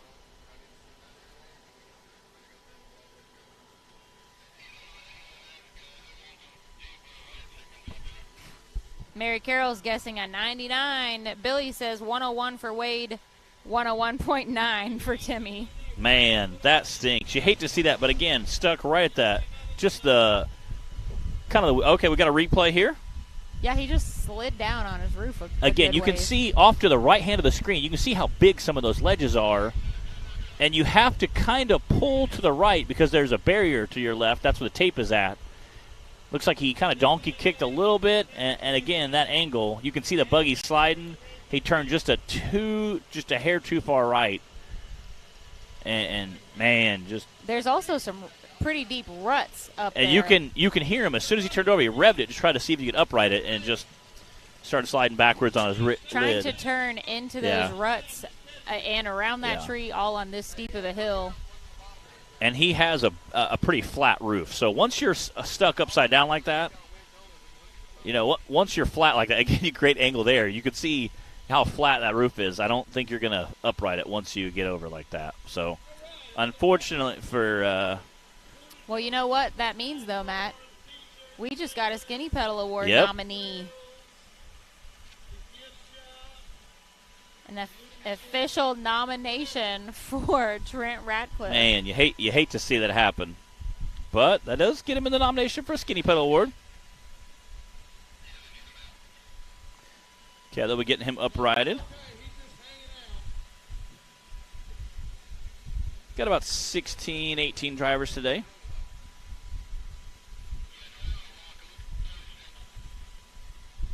Man, you hate to see that. Chris Hickman guesses a 105. Chris, well, I got to ask Chris. Chris, is that going to be Wade's time or Timmy's time, Chris? That 105. Yeah, that angle is kind of crazy. We had to do it last year. That same the course they're running up now that's kind of squirrely, that was our very first hill last year as well. So once you get up it, you have to kind of let the rock kind of just drift you to that far left side or the far right side. There's kind of a ravine once you get over there, which, again, that might have caught a tire helping him flip over. But once you get over there, you kind of drift. Once you get to that far right side, you can shoot straight up Once you're in the ruts, it's going to hold you on the hill. But turning and trying to plant into them. Yeah, and clearly side-by-side, big bouncer. Both have trouble with it. So I think you're going to see a little more of that later today. Tiffany says she's not a big fan. It's kind of sketchy. I agree. Ben Casey says Wade's going to take it all. I don't know. Timmy's played on these hills quite a while too, so we'll see. Again, there's so much course today. You can actually make a slight error here or there and have enough time to correct it. So, who's going to have the more perfect run, I think, is what it's going to come down to. But I don't know, Wade. We had one vote for Wade. We'll see. It's always funny to watch, like when Timmy takes course 1 and then Wade takes course 2 to see. Now we have to combine the times and see who has the overall fastest time on both courses today. It's so crazy to me to get to that because I'm like, this is literally, and there's times it's been milliseconds between the two courses together. I'm like, man,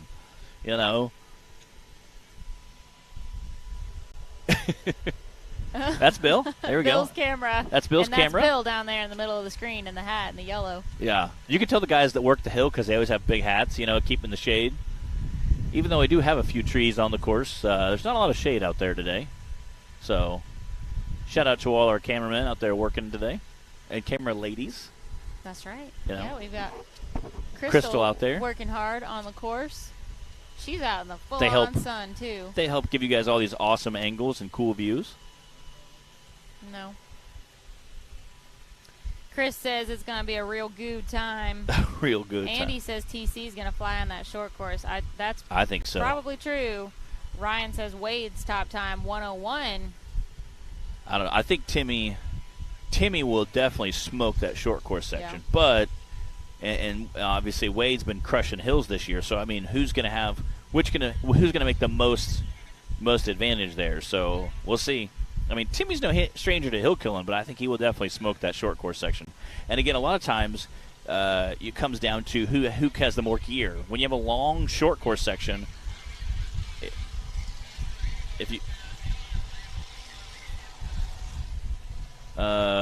they're asking for Randall's time. It was a 1:35.9. 0.983. Yeah. Billy, I think so. And that's kind of, I think, what Timmy's plan is this year. Timmy's been kind of sitting back, being fast, but also kind of comfortable. Wade has kind of been pushing that ragged edge. Really, I mean, we've seen him land wide open throttle on the front axle. I think that's Timmy's plan, is to hopefully sit back, relax, and hopefully Timmy Timmy can watch Wade Good make a mistake. I think that's kind of Timmy's plan, but Wade's doing a lot of bolt checking. Like I said, he's went through like 10 diffs this year, I think he said. So, again, he's definitely checking his ring and pinions, which is probably the weak link. And, I mean, I think we've established everything else is about the best parts money can buy. So I think that's kind of the weak link. So I think we got an interview over here. We don't have a chair for you. Oh, thanks. Got me a new sticker. Heck yeah. It's pretty good looking. Brantley Havens, 2 weeks out racing. What's up, buddy? What's up? So I was talking to a couple people and how awesome it is. What is it like going back when everybody's writing their what did you do on a summer vacation report, and they're like, I went fishing with my dad. What does yours say? Like a crushed racing season this year? Yeah, I usually just say. Do what? I usually just say, whoa, that's bad. I usually just say I'm out here racing. Yeah? Do you tell them what you race? Do they understand what you race? No one understands. I have to show them a You have picture. to Show a picture? Yep. Been there, done that. People like, what? Yeah. Like a four-wheeler? Yeah. Or something. And how old are you? 11. 11? Okay, we were telling people you're 11. I was laughing because you have these. He has these super dope stickers with his buggy, race name, race team, and his picture with the cowboy hat on the side. I'm like, when I was 11, I was like eating sand out of a sandbox. He's like, yeah, I run a race program. It's it's not a big deal. That explains a lot, Matt. Yeah. A lot. So obviously we're about most of the way through the season. What's your plan for the last 2 races? Send it. Yeah, I say we got 2. We got Dyersburg and then finals. You guys gonna do some rocks at finals, or is that gonna be part of your course? I have no idea what to do. Yeah, we're excited to watch. Oh yeah. I have no idea what to do. What's been your favorite thing about the season so far, or your favorite race or park that we've been to? Oh, my favorite park is, of course, Mid-America. Yeah. Yeah, it's awesome. We've heard that a time or two. Yeah. You like the short course there? Yeah, I do like that. I like the one that we went on. Yeah. Not the short course with all that, but the one that we all did. Yep. That was a good time. Do you like this out here today, having a longer Oh, course yeah. to race on? I like these right here. I messed up on one part out there. Yeah, we heard you got a little mixed up. That's a long course to remember, though. Yeah. That's a lot when you're trying to think about where to go and you're watching people out waving you down and focusing on your driving. Yeah. What do you think about next season? Are you planning on racing the whole season? No. We was going to sell the 200 at finals, and we're just going to upgrade. I'm not really going to race next season. All right.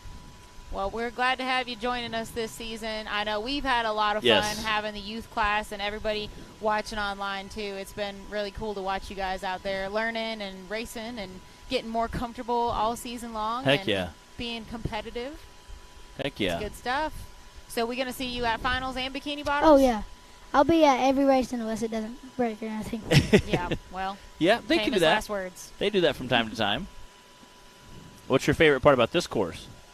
I'm going to have to say the big old turns. Yeah. I like going up on those the high side. Those high bank turns? Yeah.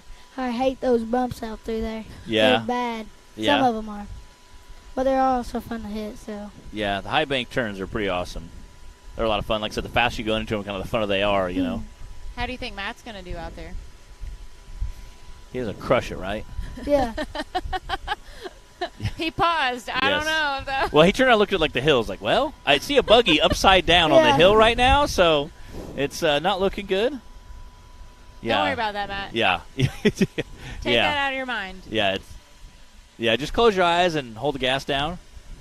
Yeah. What could go wrong? Something like that. What could go wrong as we watch the recovery on the hill? Do you ever do that, Brantley? What? Just close your eyes and hope for the best? Oh, yeah. Especially on these jumps, especially on that first one up there. You're like, here we go. Yeah.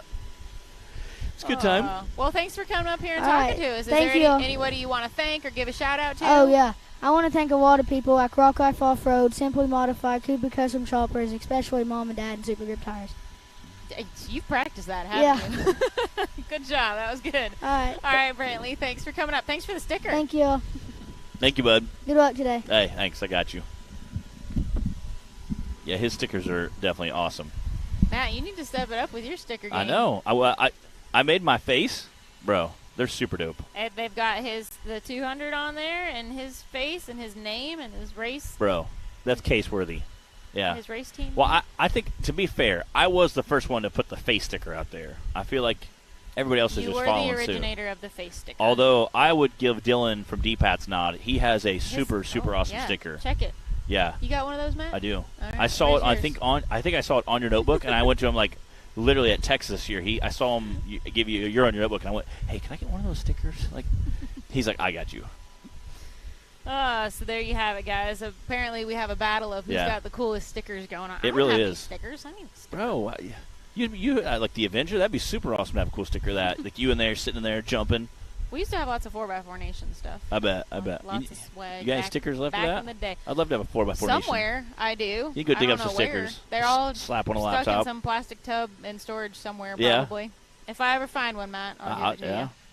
That'd be cool. Have a 4x4 that's like Nation. Vintage merchandise. That's like OG stuff there. My grandpa still wears his 4x4 Nation. I do my own stunts shirt all the time. Yeah. He had it on last week. He's like, look what I'm wearing. That's awesome. Yeah, we'll have to get some. That's definitely some OG Nation. merch. Oh, gosh.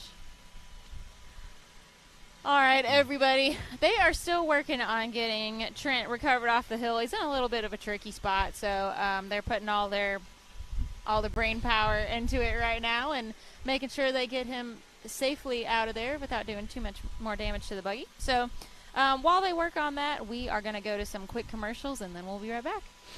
Try and start running some lines if you want, like get your introduction. I know you say you do a couple takes. If you want to try and do it one, we'll try. But give me we're going to do everything in one take. It's going to be smooth. It's going to be one take. It's going to be nailed it. Hashtag nailed it.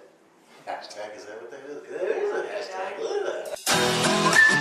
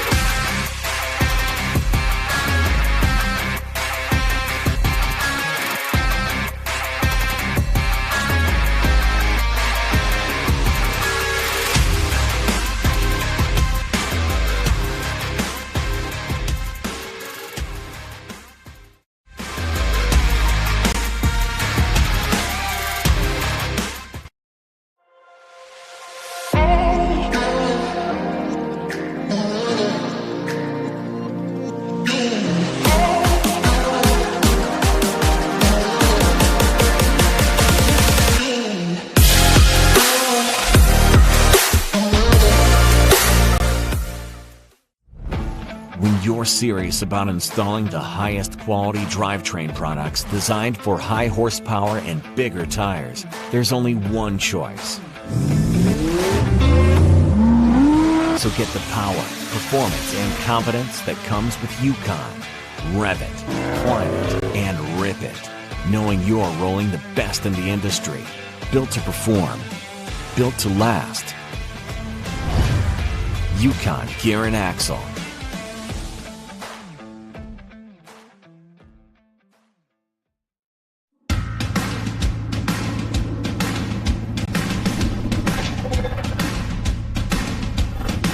Presenting the all-new designs from Treadwear Apparel in 2021.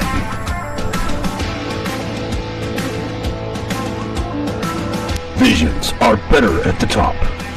More throttle than brake, more balls than brains. If you're gonna win, you're gonna need these.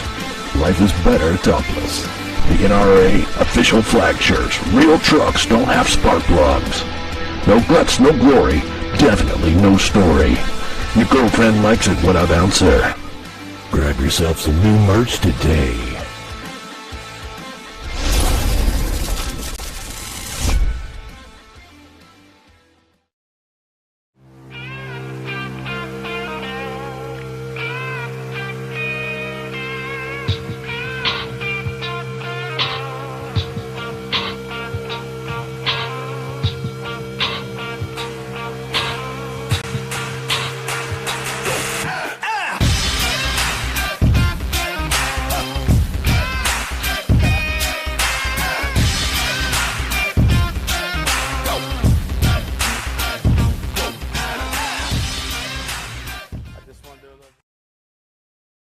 Rebirthed from the depths of Baja, Mickey Thompson Tires announces a new American mud terrain legend.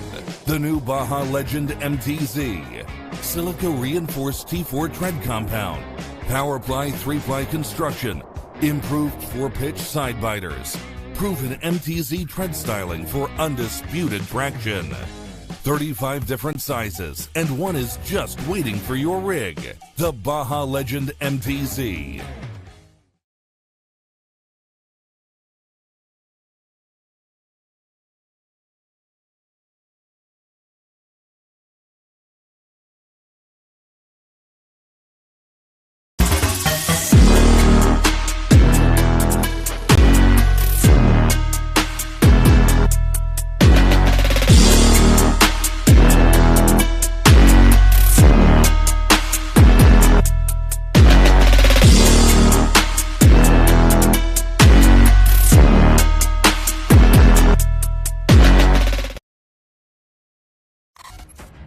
The Mickey Thompson Premium Mud Terrain is on the road and full of undisputed attitude.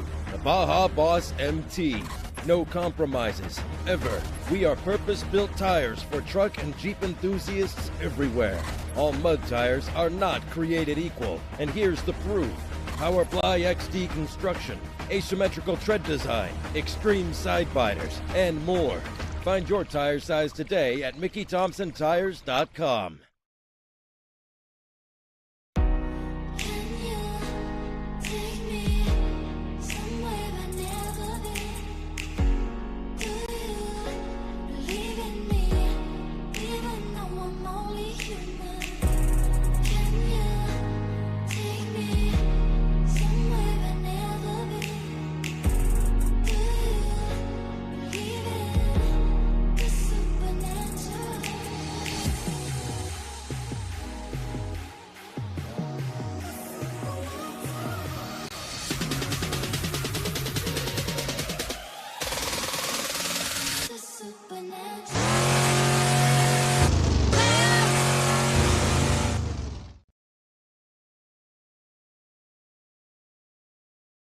Mickey Thompson Tires announces a new American mud terrain legend. The new Baja Legend MTZ.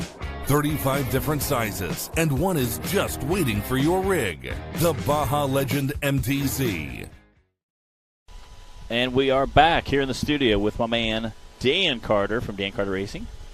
How's it going, buddy? Sir. It's going. It's going. It's been a good day. So, how are you guys? So you did a lot of racing. You were at Indian Mountain last weekend?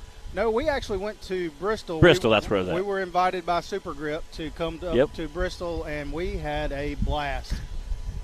I say it looked like you had a pretty good crew there with you. Yeah, I had a couple of fellow racers with us. Yeah. And, Rock Life, they sent us down to pit row. And, man! And I heard that it was pit row is one of those things where you got to dress to the nines. Yeah. I saw the pictures. So we broke out some vintage Wranglers and old Dan Post boots. Yeah. And old vintage NASCAR hat. And I like it. We went down to pit row, and we were the only ones dressed up, and people were looking at us funny like we probably owned the place. So we got a lot of jaw drops and stares, and we just kind of went with it, and we had a blast. Yeah, it looked like a good time. Oh, it was fun. I'm sure you get a bunch of racers together when they're not racing. Right. They can get a little ornery, so. Well, we had a good time. Like I said, we all kind of hung out with Super Grip, and then we took a couple of the RC bouncers with us and just played in the parking lot and hung out until we went to the night races. And we brought the one wheel with us, and I got a little bit of footage of everybody playing on the one wheel. So we'll try to post that on social media in the next couple of weeks. But Spencer Grindstaff pretty much he showed us all up. I can imagine. He's pretty talented. That young guy can he can do about anything. Yeah, he if it has a wheel, at least one wheel, he can handle it. Yeah. So speaking of social media, I know you're on some of the sites on the socials. Right. Where can people find more about you? Right. So we are pretty much on all of your social media platforms at Dan Carter Racing. Okay. Also, dancarterracing.com. You can get some of our swag online. Yep. We'll ship it to you. Fancy. You do code free ship. We'll ship it to you free. We just threw out some new shirts and new koozies. So you guys, are these pit shirts something available to people, or is that like special edition? So this is special edition from Rock Life, and they are for this season, and next season we're working on some new sponsorships, so we will have new pit shirts. So Bryant Dunnigan and Rock Life is already on that. So we're going to get those posted probably to the Rock Life page, probably right after the first of the year. And I know you guys, I've always seen your S merch. It's always been just absolutely freaking awesome. Matt's very jealous of the hoodie. I am. You don't even know. I bring it up pretty frequently. I'm like, it's such that reflective kind of oranges. Right. So I think I may actually have a few of those stuffed in the bottom of our merch bin, and I will definitely hook you up with that. As long as it's not like a medium, we can make it work, you know? Hey, or, medium's the new large, so all you got to do is crop it. Crop it, cut the sleeves off. Yeah, we love the retro stuff, so we're bringing back the crop stuff. Crop top, yeah. Cut the sleeves off just a couple inches, the old Rocky type vibe. Bree's cringing. She's like, no. Don't need to see guys with a crop top. I don't want to be in a crop top either. Nothing like a hairy belly sticking out, There's too many Pop-Tarts and Red Bulls and crap going on out here. we do eat a lot. We were at Mexican last night. A bunch of the side-by-side guys were at Mexican last night, so we do eat well, Yeah, which it's one of those things that we pretty much starve all day while we're racing, and then after we lose the jitters, it's time to go get full. I'm with you. I'm usually a little nervous today. We'll have a Lunchable or something really light, maybe some water, just to make sure you get some nutrients, but I'm usually too little. A Lunchable is what you eat for nutrients? Well, I meant like something light. You want something light, but just to help, keep the jitters away. Got to fill out the food pyramid, and somewhere in there's got to be Lunchables. Yeah. Well, I usually there's Snickers bars. It's like in the movie Elf. He's like candy canes, candy corn, and syrup. He's like, do you like sugar? Is there syrup and sugar and syrup? He's like, yeah, I love it. Yeah, absolutely. That's Matt, it is right there. Yeah. He's like, yo, have a good night's sleep. I got full 45 minutes. Hey, look at this. All right. We have Sucker Punch rolling down the hill. Sucker Punch got sucker punched by the hill. It did. Oh. Again, we've seen a couple side-by-sides roll over, seen a couple big bounces roll over. People don't realize how kind of sketchy that area is. Right. So the video footage does this hill no justice. And, I mean, I know you guys hear us say that a lot, but it's just we one of like those to things. tell them. It's like a regular, announcement on here. Right. Just so you guys know. It's kind of like a roller coaster. You see a roller coaster at an adventure park, and you're like, oh, that doesn't look too bad. I'll ride that. And you really don't feel like that you've messed up until you hear that last click of the roller coaster cart, and you're like, oh, this is a bad idea. Yeah. And then next thing you know, you're just committed and you can't get off, so you got to stay in it. But, you're belted in. You got nowhere to go. Right. So that's kind of the same situation we have. It's like, okay, well, I've already got my foot wadded in the throttle, so we got to stay in it. We're going to ride it out one way or Again, another. I'm sure you hear that all the time. Guys like, oh, man, I could have made that. My side-by-side would have made that. And you're like, sir, I'm in a tube chassis, full of send in it, right? With the best parts money can buy. That's right. Yeah, full of send with the best parts money can buy. Your stock 900 isn't going to make it. That's right. That's right. It's like, Linda, let the professionals handle this. Like, you are not him, okay, buddy? So, yeah, it's always a good time. Again, like we've seen several side-by-sides roll, several bouncers roll. I don't think you realize that you got to go uphill, but you're also sliding sideways. Right. So I think you'll see guys with rear steer maybe kick it over a little bit earlier to kind of help alleviate that, but we'll see. So something interesting that I found out talking to some of the bouncer guys that do have the rear steer is they only try to use the rear steer once in a run. Yep. That is their goal, is just to minimize the amount of, I guess, extra stress, extra pressure, just to use the rear steer once. It's kind of like side-by-sides backing up. Like our goal is to finish a hill without backing up and make as possible as much forward momentum as possible without backing up and losing time. And so it's kind of the same with the bouncer guys. Their goal is to not touch that rear steer unless they just absolutely have to. That's interesting because I use it everywhere that I can. Right. And I would be the same way. It depends on the course. Now, sometimes if it's just going to cause you to overthink or, or oversteer on a corner, but on this like short course and stuff out here, and some of these S turns. Right. Well, I think it's just cool. So I would be the guy that's like, does he not know that his steering wheel works? You can do when you've got rear steer? Oh, I bet. I bet you could do some good donuts. We call it cyclones. Well, I was fixing to ask because down south, Alabama, we call that donuts. Yeah. Up a little bit further north, it gets into cyclones. Yeah. So, then you got your cyclone donuts. Yeah. Right. So my dad's specialty is doing them on pavement, like asphalt, just spinning in one tight circle. Oh, and I love to see it. Love to see it. All right, Jack Attack. Porter on the course. Jack Porter out there. He got his fuel injectors replaced and has the buggy screaming. He kind of went to that far right line. It kind of just shot up, and that way he's just, whoa, riding that far right line. That way, not have to worry about drifting over.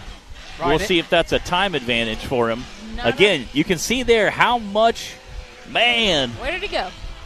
That is super silty up top. The rocks are loose, and, I mean, it's just one of those things that you've got to keep the forward momentum going. Oh, no, and he did not keep the forward momentum going. Well, I can't see anything now. Come on, Jack. Yeah.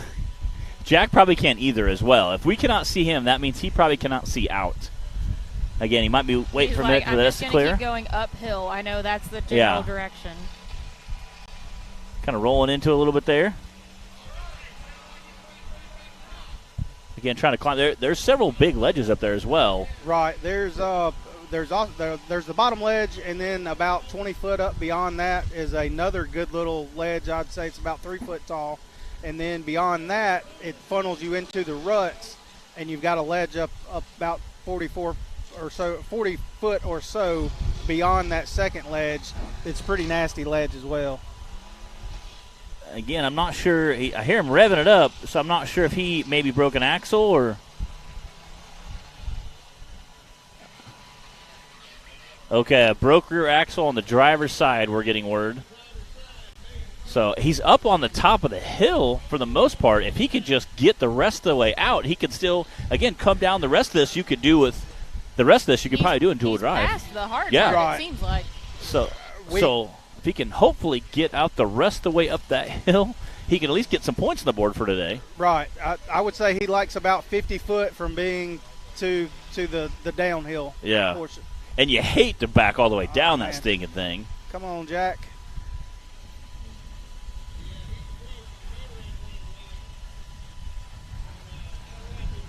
Again, I know Jack pretty well. I think he'll just neutral drop it, whatever it takes. Oh, I highly doubt that he would back all the way down the hill. Yeah. Well, I think if everybody watching would just start pushing him with all of your might to make it up this hill, he can do it. Come on, looks like Jack. He's backing up, hopefully trying to get a run with it.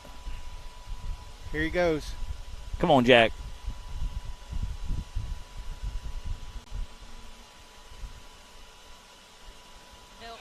Bill's making sure that Jack knows he's broke.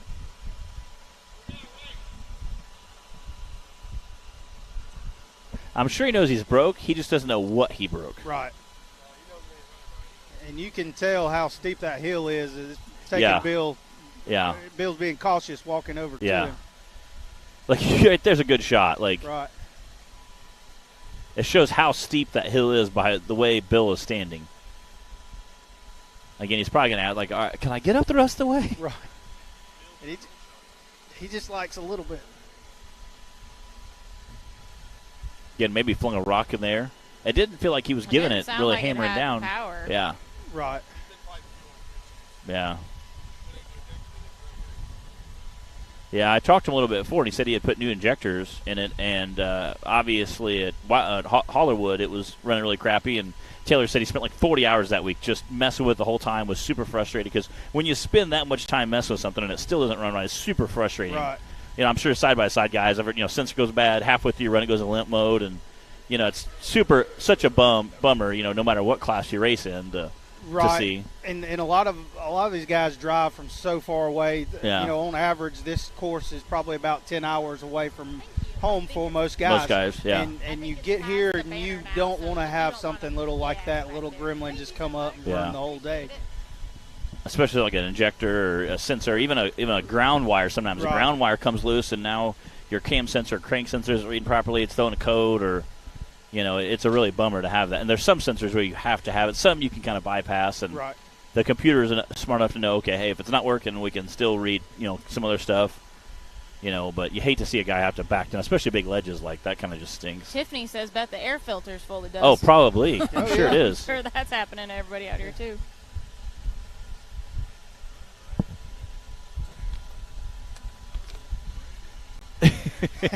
Yeah. Jack was saying that he, for those of you Taylor was telling us, Jack was saying the steering is working well and the motor's running strong. So I'm either going to brake or I'm not going to do very well at all. Right.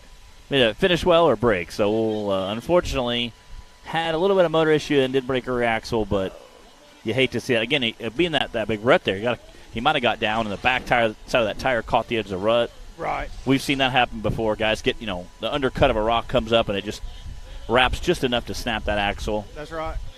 And you hate to see that. Again, we've seen it, a lot of times because we have great camera angles. Right. You can see it, somebody in a vehicle can't see that what we can see, so. Right, and Jack put so much effort into this. I hate that this has happened, but it's, looks like he may be coming off the hill. Yeah, again, he was racing with us, helping yesterday with the racers yesterday, helping get people in the starting gate lined up and get them all figured out. So you hate to see this for Jack Porter. Again, he's racing the Venom buggy. That's coming out of the Spider off-road crew. Dan, what do you think about Bikini Bottoms and having the Icelandic teams joining us again? We cannot wait to see the Icelandic crew coming over. I hear there are 16 race teams. Okay. Although Bikini Bottoms does not treat our race program that well, just because usually we are hanging from an excavator lifting Bikini Bottoms. Yeah. But if you have never seen Formula off-road racing put on by these Icelandic guys, you are missing out. It's incredible. It is definitely something that everyone needs to add to their bucket list. It's just crazy to see these guys on hills way worse than what we run on. Silty soil. They run a paddle style tire. Okay. And from what I understand, they can only back up a car length if they get kind of off track. But other than that, they're nothing but high horsepower, slinging sand, loose dirt. It is the coolest thing ever if you're an off-road fanatic. I got to walk over to the booth and talk to them a couple years ago and just look at the different cars. And some of the guys run superchargers, turbos. Some of the guys run insane nitrous setups. Some of the guys are pushing 2,000 horsepower, and the car only weighs 2,000 pounds. Right. I mean, that'd be like a bouncer having 4,000, 5,000 horsepower. Right. What these guys are doing is just insane. Right, and the cars sit lower to the ground than what most of these bouncers do, and they're all tube chassis, custom built in shops. I don't know of any of those guys that order a production style chassis. No, I don't think so. I think they do it all, and then they ship everything over a few months ahead of the race, and this will be their finals, their championship is what I understand. And it'll be interesting to watch. It will be. And again, I was talking to the transfer case they run. It's like a chain-driven transfer case, and everybody runs the exact same transfer case because only one guy makes them. Right. Like they all buy the same one. I was like, you guys don't run SES? They're like, no, one guy makes the one, then we all run the same one. Monopoly, man. Yeah. Makes the transfer cases. Which, I mean, it's kind of cool. That way, if anybody needs a part, everybody has the same stuff. I'm sure the gears are probably a little different, but as far as the design, everybody runs the exact same thing, which is kind of handy. If you break something, the team might have it. And I'm always, impressed at how the camaraderie of those guys. Right. One guy is broken, rolls over, tears some stuff. He pulls in a booth. You see 40, 60, 80 people run to that booth, all different colored shirts in there working. The driver might even be touching the vehicle. They're slamming, changing parts. They might run to their booth and get parts. Right. And then the cool part is he leaves. All those crews, about that time the next guy's pulling, and they all run over to his booth. So, obviously when you're traveling to a different continent, it's neat to see that kind of camaraderie and help each other out. Right, and that's something that's always just, it's amazed me. Got Adam Kuntz here. Adam Kuntz out on the course now. We finally got Jack and Venom recovered.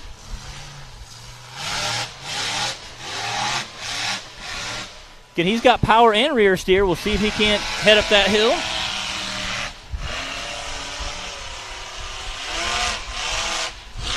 Whoa. Man. Hearing that motor roar. We saw him racing in the stock class yesterday. Right. Yeah, he was out in a Polaris Ranger. We call it the Ranger 5000. But you know what? He was sending it. Right. That was hero status yesterday for somebody to bring a side-by-side straight off the farm. Yeah. Hey, I'm racing the stock class with you guys. Dan, look out. I was trying to decide what to name that thing because we've got Riot out here, the big bouncer, He's got Shake and Bake, the UTV. So I was like, what would be like a mini riot, like a party, a small party? And then she's like, how about an earthquake? And I was like, that's a a perfect name because it was bouncing. We need something shaky or something about a mini riot. Right. Earthquake would be a good one. I said, because every time that thing hit the ground, it probably shook. I said, he's probably got, gas can, chainsaw, bale of hay in the back, Oh, he said it was rough. He Oh, said I it bet. was rough, I but bet. he had a blast. He was absolutely sending it across some of those jumps. I mean, there's only like 3 to 4 inches of suspension travel there, and he's just, airing out. Oh, wow. Flinging some rocks. Well, we'll let him know that it has a new name now. Yeah. The mini earthquake. And we were looking at a downhill portion. I was like, I think you could straddle that part right there. He's like, oh, no, there's no way I could straddle that. This is a Ranger.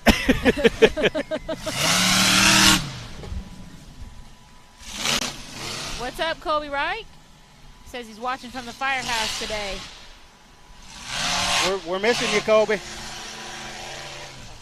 Colby's a good dude. See that Wyatt Wilson's checked in. He was one of the guys that was with us last weekend for the Super Grip, the Bristol trip. We had a blast with all those guys.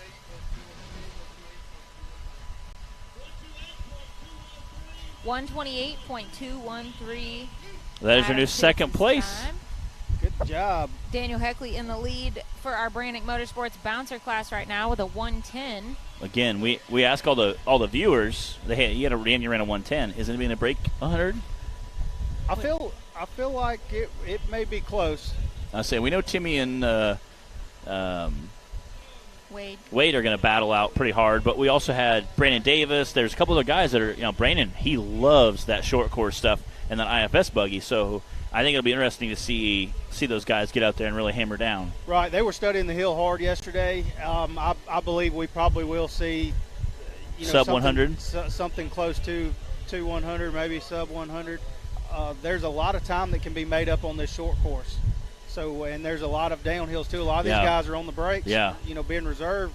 Some of the guys, they push it down the hill. And again, with that big lip at the bottom, a lot of guys aren't going to take that fast. Right. Well, there's one guy that all he takes is one guy being able to kind of throw caution to the wind and rip down that hill. So we'll see how it goes. This is Dex Browderson on the line, I believe. We've got Gary and Bynum checking in. We miss you too, Garion. Well, she is Gary and Chandler now. My mistake. Again, he's in the Nemesis buggy. That's a reject fab chassis. You can see Russ and Lynette back there in the background. They're the park owners. They're coming down and enjoying the park.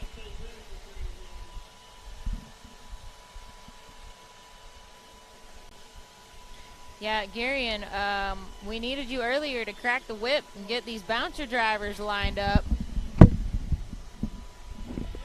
They managed to sort it out, though. You trained them pretty well.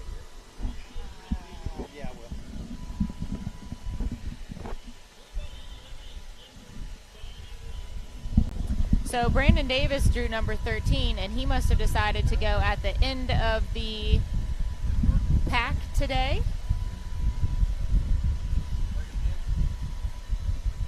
Right, so when they draw number 13, they get the option to run first, last, or 13th slot. Is that correct?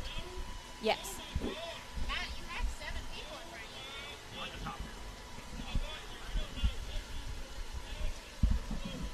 He's eager.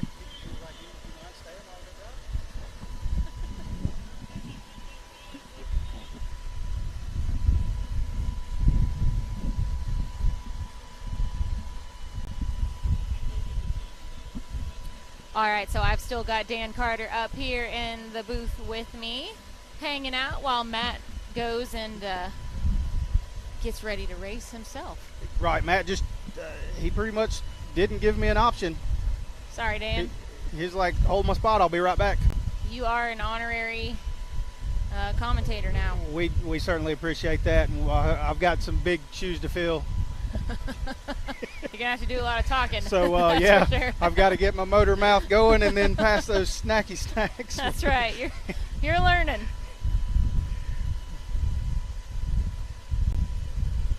All right, Clyde, what's the news here?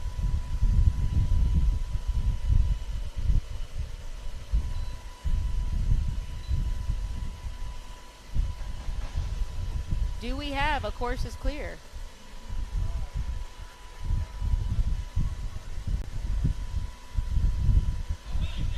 Dex Browder on the line in Nemesis. Been a hot minute since we had Dex racing with us.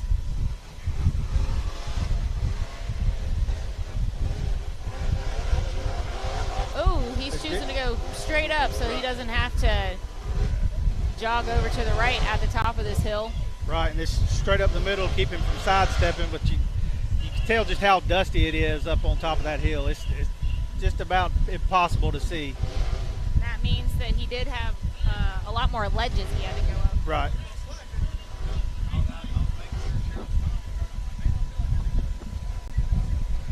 Taylor, I was just going to warn you. Where did it go?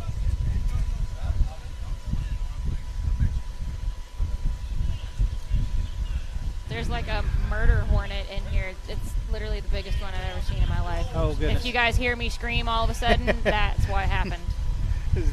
Or if the live feed stops, it's because Taylor's fighting a battle back there. Attack of the Killer Bees. Looks like Dex has had a little issue. He's coming off the hill. Dex has. Is there a murder hornet bothering him too? Uh-oh.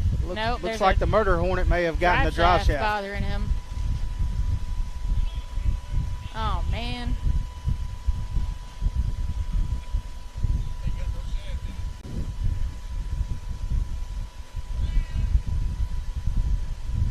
Oh, yeah, if y'all see me break into the sprint, y'all know the hornet's after me. It's back. I'm not kidding. Like, most wasps and stuff don't bother me, but this thing, it's like furry, yellow and orange, and like 3 inches. It's huge. It's scary. Looks like we have Timmy on the line.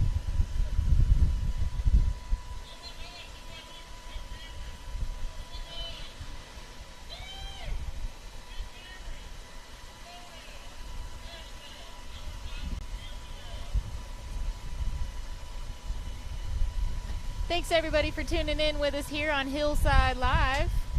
You're watching the Branding Motorsports Bouncer class. This is the CRRS number 3, presented by CA Tech this weekend. We've got Tim Cameron on the line, ready to rock and roll. The time to beat right now is a 1:10 from Daniel Heckley. We've had some predictions, some guesses that Timmy is going to be down in the 101 time area. Right. We real think, curious to see. We think we're going to see, sub 100. And he just made this hill look easy. And he's staying ahead of the dust cloud, so that's good for everybody. And the downhill on this course too is pretty rowdy. I can't believe how fast he just blew right up that hill after the struggles that we've seen from our last handful of drivers on there. Right. It's so loose up top that a lot of these guys are just having problem gaining traction, but it didn't seem to be a problem for Timmy. He floated right over those ledges.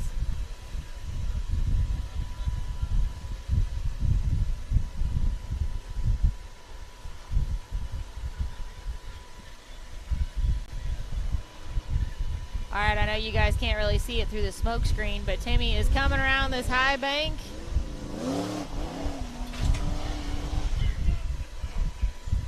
Our fearless Nick operating the camera there through the dust and the rocks.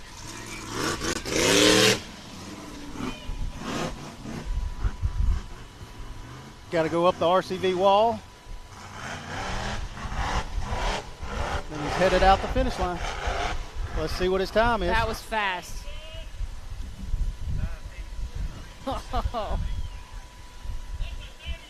98.327. I don't think anybody even guessed. I think 99 was our lowest from Mary Carroll. Holy cow, 98, y'all, from Tim Cameron. That is definitely your new fastest time here on Course 1 for the Branding Motorsports Bouncer class. That puts Daniel Heckley with a 1:10 down to second place. But we've got Wade Good on the line right now. I think we're about to watch another pretty epic run. What do you guys think of that 98? Wade and Timmy are in a points chase, so the pressure is definitely going to be on Wade. We'll see what he's got. Wade Good is first in points right now coming into this weekend, followed by Timmy and then Daniel Heckley. Dan, do you think Wade can beat that 98.3? I think he can.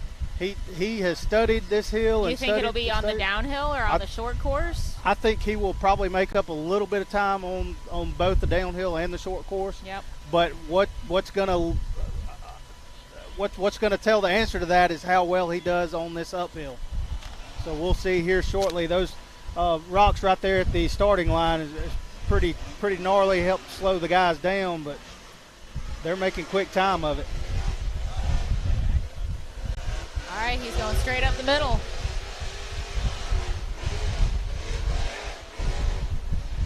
Oh, we got off in the weeds a little bit, but I don't think it was costing him too much time.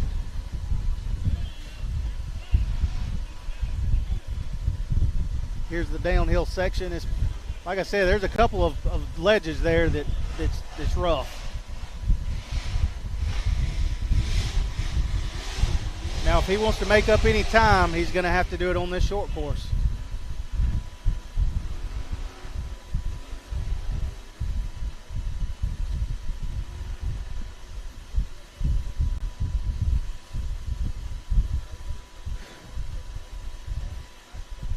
Man, he is moving. You guys can't really see on the screen. I'm looking at him off the trailer over here, and he's just sliding the corners. Having him go right after Timmy, it's definitely some good inspiration. It is, and they are getting hammered by rocks and dust. Definitely have to give it to the media guys.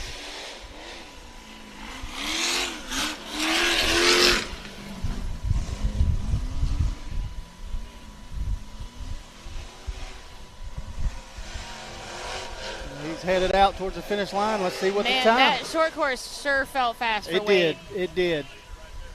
I think he got it. Barely missed it. Oh, 9.683. Still a good run for Wade Good. Cow. Putting him in second place. That was a heck of a run from Wade. So that means Timmy's in the lead with a 98.3 now, followed by Wade with a 99.6. And then Daniel Heckley with a 110. So I think we've got Colby Wilson on the line.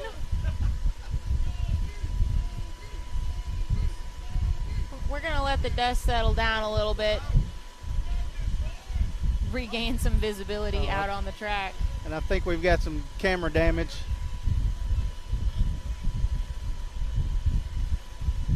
So Colby Wilson, the park owner, Lynette, was up here talking to Matt and I this morning, and she mentioned Colby is a friend of theirs. Okay. And he patented, what did she say it was? Tire valve. Yeah, the Colby. Right.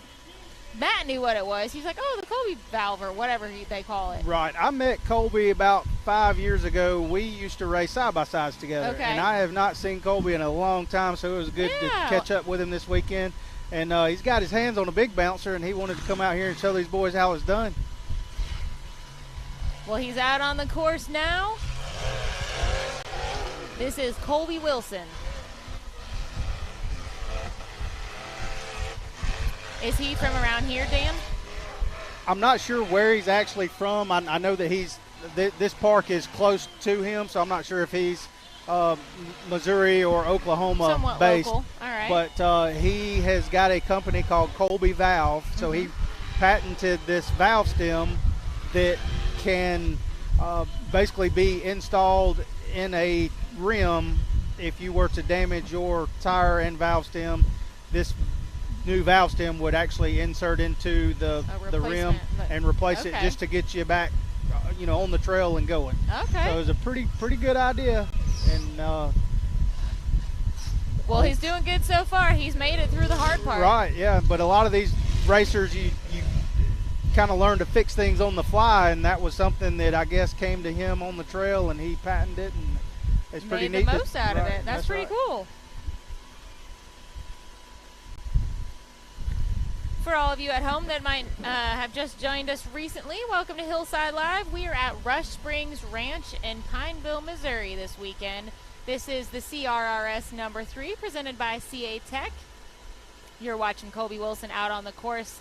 We are a little over halfway through the Brannick Motorsports Bouncer class, Course 1. We completed Course 1 for our UTV Bounty and Youth classes already this morning. Once we wrap up the Bouncer class, we'll take our usual short afternoon break and then be back with round 2 for all 3 classes. So we got a lot still to come today. Fastest time right now in the Brannick Motorsports Bouncer class is Tim Cameron with a 98 and then Wade Good with a 99. Both those guys just laid down those smoking fast times. Right.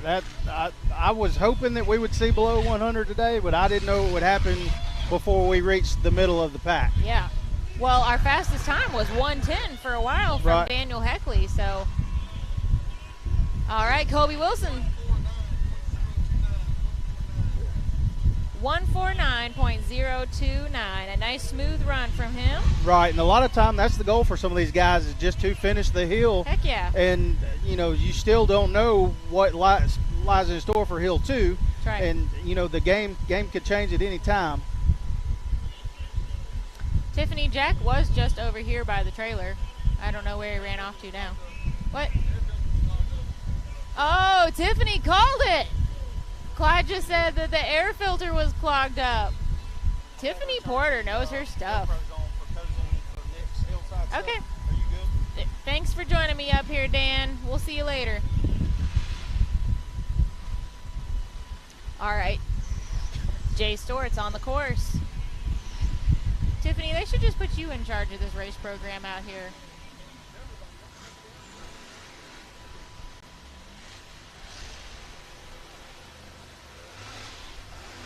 Jay also taking the center line up the hill.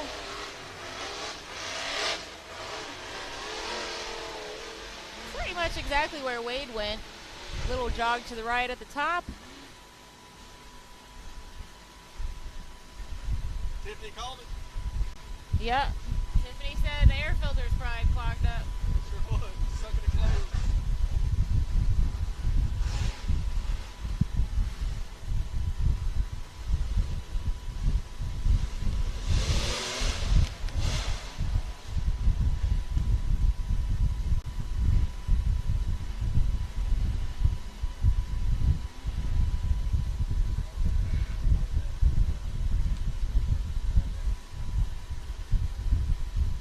All right, Jay Storts is into the short course section. We're going to see about getting that water truck out here before we start on course 2 for everybody.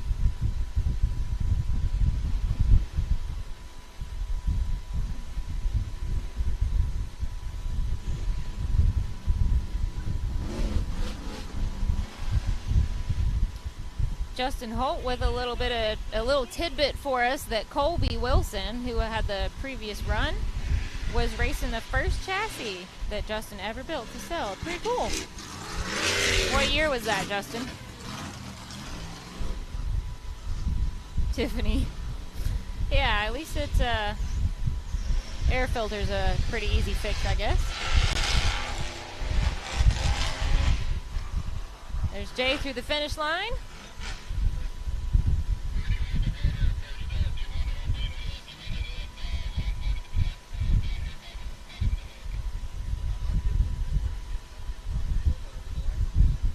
Clyde's on the radio, and then I will get that time of Jay Storts for you guys. We got like 4 more to go. Also, Jay's time is 123.874. That was a 123.874 for Jay Storts. I see a familiar teal buggy sitting on the line. Matt Holt is ready to go. All right, Matt is fueled up with snacky snacks. He is full of send. That's my new favorite phrase now.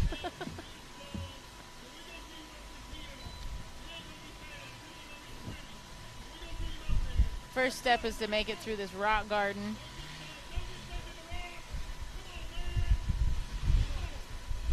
It's a little gnarlier than it looks, really.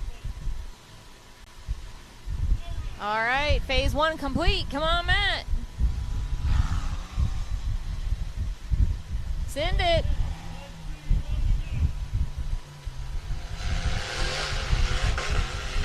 Release all the send power. More than that. Come on, Matt. Go.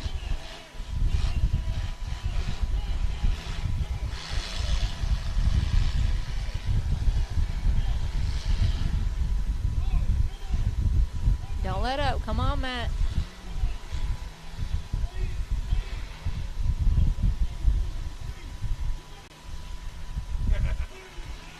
Well, much to Jack's chagrin, Matt just got further than he did.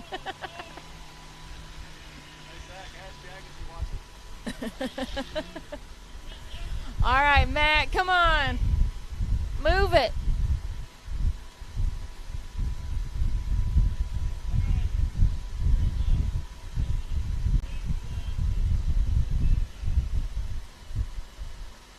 So far, so good.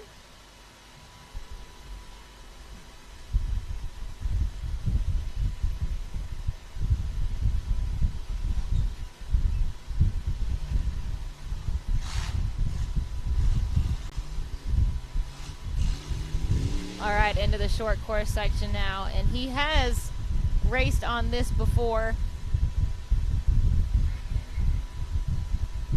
And Matt likes to say that the faster you go, the more fun it is. So hopefully he's going to have a whole lot of fun out there on the course right now.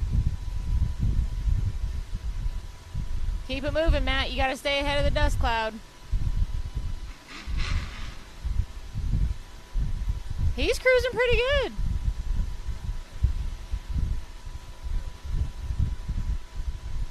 Ugh, this course looks so fun.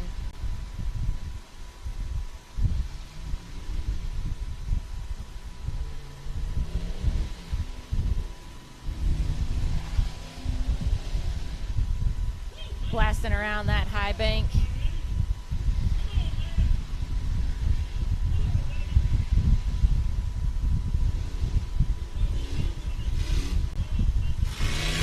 All right, final leg.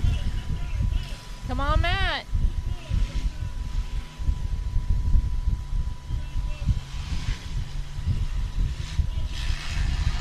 Up those RCB step-ups, round the CA Tech corner. Through the checkered flag. 186.013 for Matt Holt.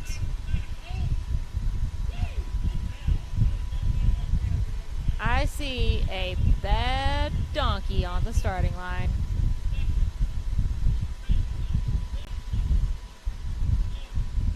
Kenneth Cozine getting ready to roll. Tiffany, I'm sure it is.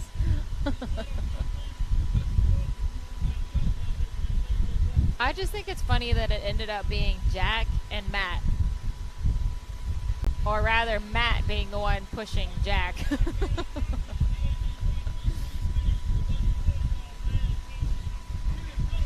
Kenneth Cozine, here we go. As far as I know, this bouncer is still for sale, so if you like what you see and you think that you could do this, hit up Kenneth Cozine, and you too could be the driver of one bad donkey bouncer.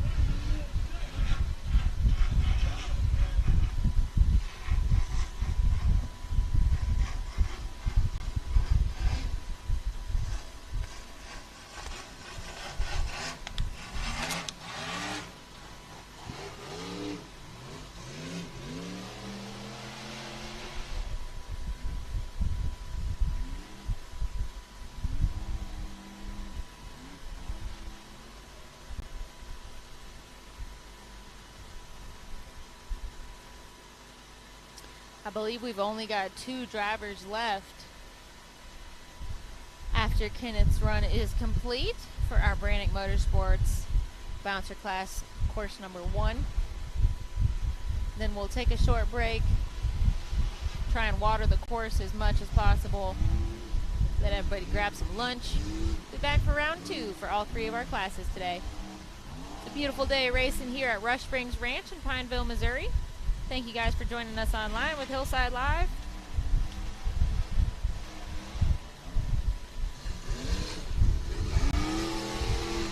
Kenneth Cozine is powering through this course now into the final stretch.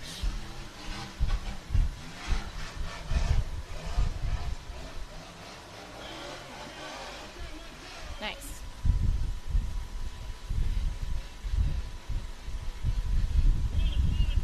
And that's a 112.939 for Kenneth Cozine. Matt just like sprinted back over here. You all right? No way. Oh, yeah. It's a bit of a jog. Yeah. Yeah, you could have walked. Yeah, it's a... Why don't you take a minute there? Take a minute and recover over there, Matt. That's a lot longer than it looks when you start running. Why'd you run? Yeah. Let me see these times. Good job, buddy. Thank you. Just don't break. That was my goal. Don't break. Hey, you didn't break. You finished. It is so loose up there. Is the hill scary? No, because I watched Jay Storch went right in front of me. Yeah. And I feel like he went kind of where Randall was at, and he kind of zoomed up it pretty quick. So I thought, that's my game plan. He kind of rolled up to it and then romped it. So I was like, okay, I'll roll up to it with a little bit more momentum than he did. But hammer down, it is so loose through there. Yeah. The top half, you just hold on, and it's just wah, wah, wah. You're just like, this is Clint Garrison. Yep. With Garrison Racing. Uh-oh. He wasn't here yesterday. What happened, Clint? Oh, no. Oh, no. Did the Rock Garden claim a victim already? My time was 186.013. That's my race number, 013. I don't like to brag. It was meant to be, Matt. It was. I mean, it could have been a little faster. You know, I'm not saying nothing. What was Kenneth Cozine time? Because that dude was blazing. Oh, 112.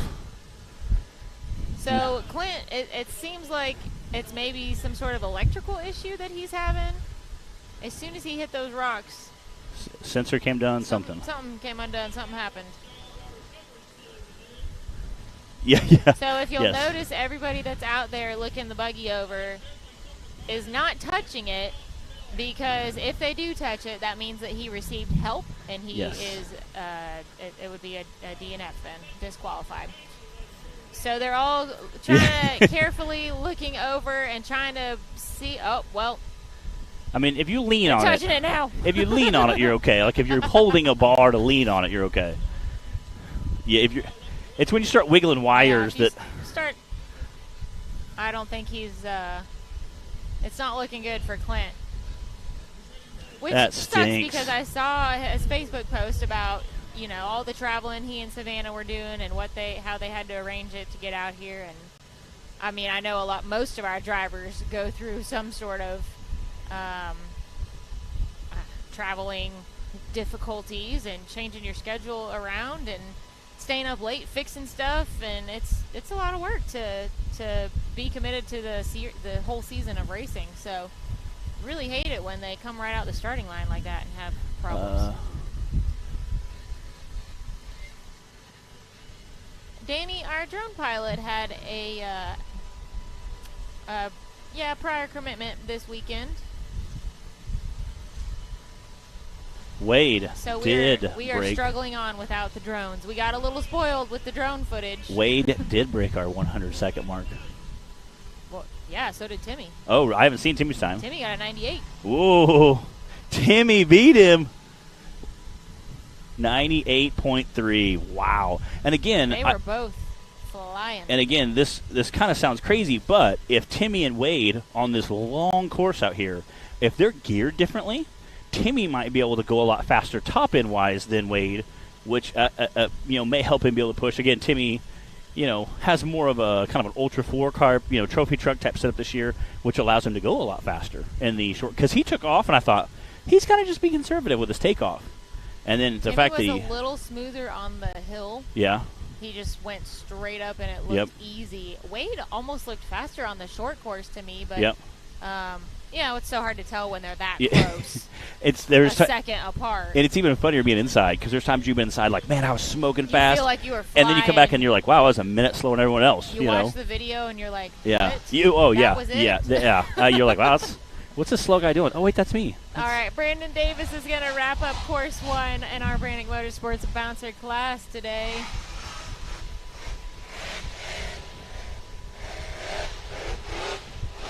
Yeah, I had a pretty lengthy conversation with him this morning about what his game plan was. Go through, the short course, and he says, I think my buggy will love it. He said, I love the short course. He said, it's so much fun to go fast. He said, I think I will be able to just pin it pretty much the entire time because his buddy will soak up so much of those jumps. I hope he does. Little squirrely coming downhill, and he said, I think I can come downhill as fast as I want through there. And I said, well, we all saw you at Rush a few years ago when he launched off that ledge about 40 feet in the air. Yeah. All right, let's see him unleash on this short course. Ryan Edwards, Clint really had been on a roll this season. He has. Moving into the big bouncer, he was doing an awesome job. Hopefully he can get it figured out and be able to at least finish course 2 for the day.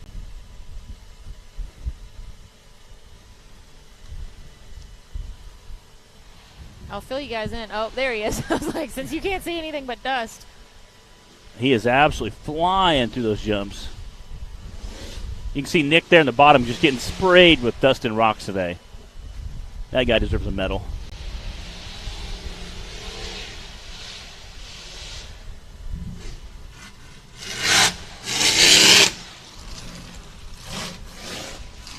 And it handles so smooth being the IFS. It just soaks so much stuff up. Wonder what it feels like to drive it.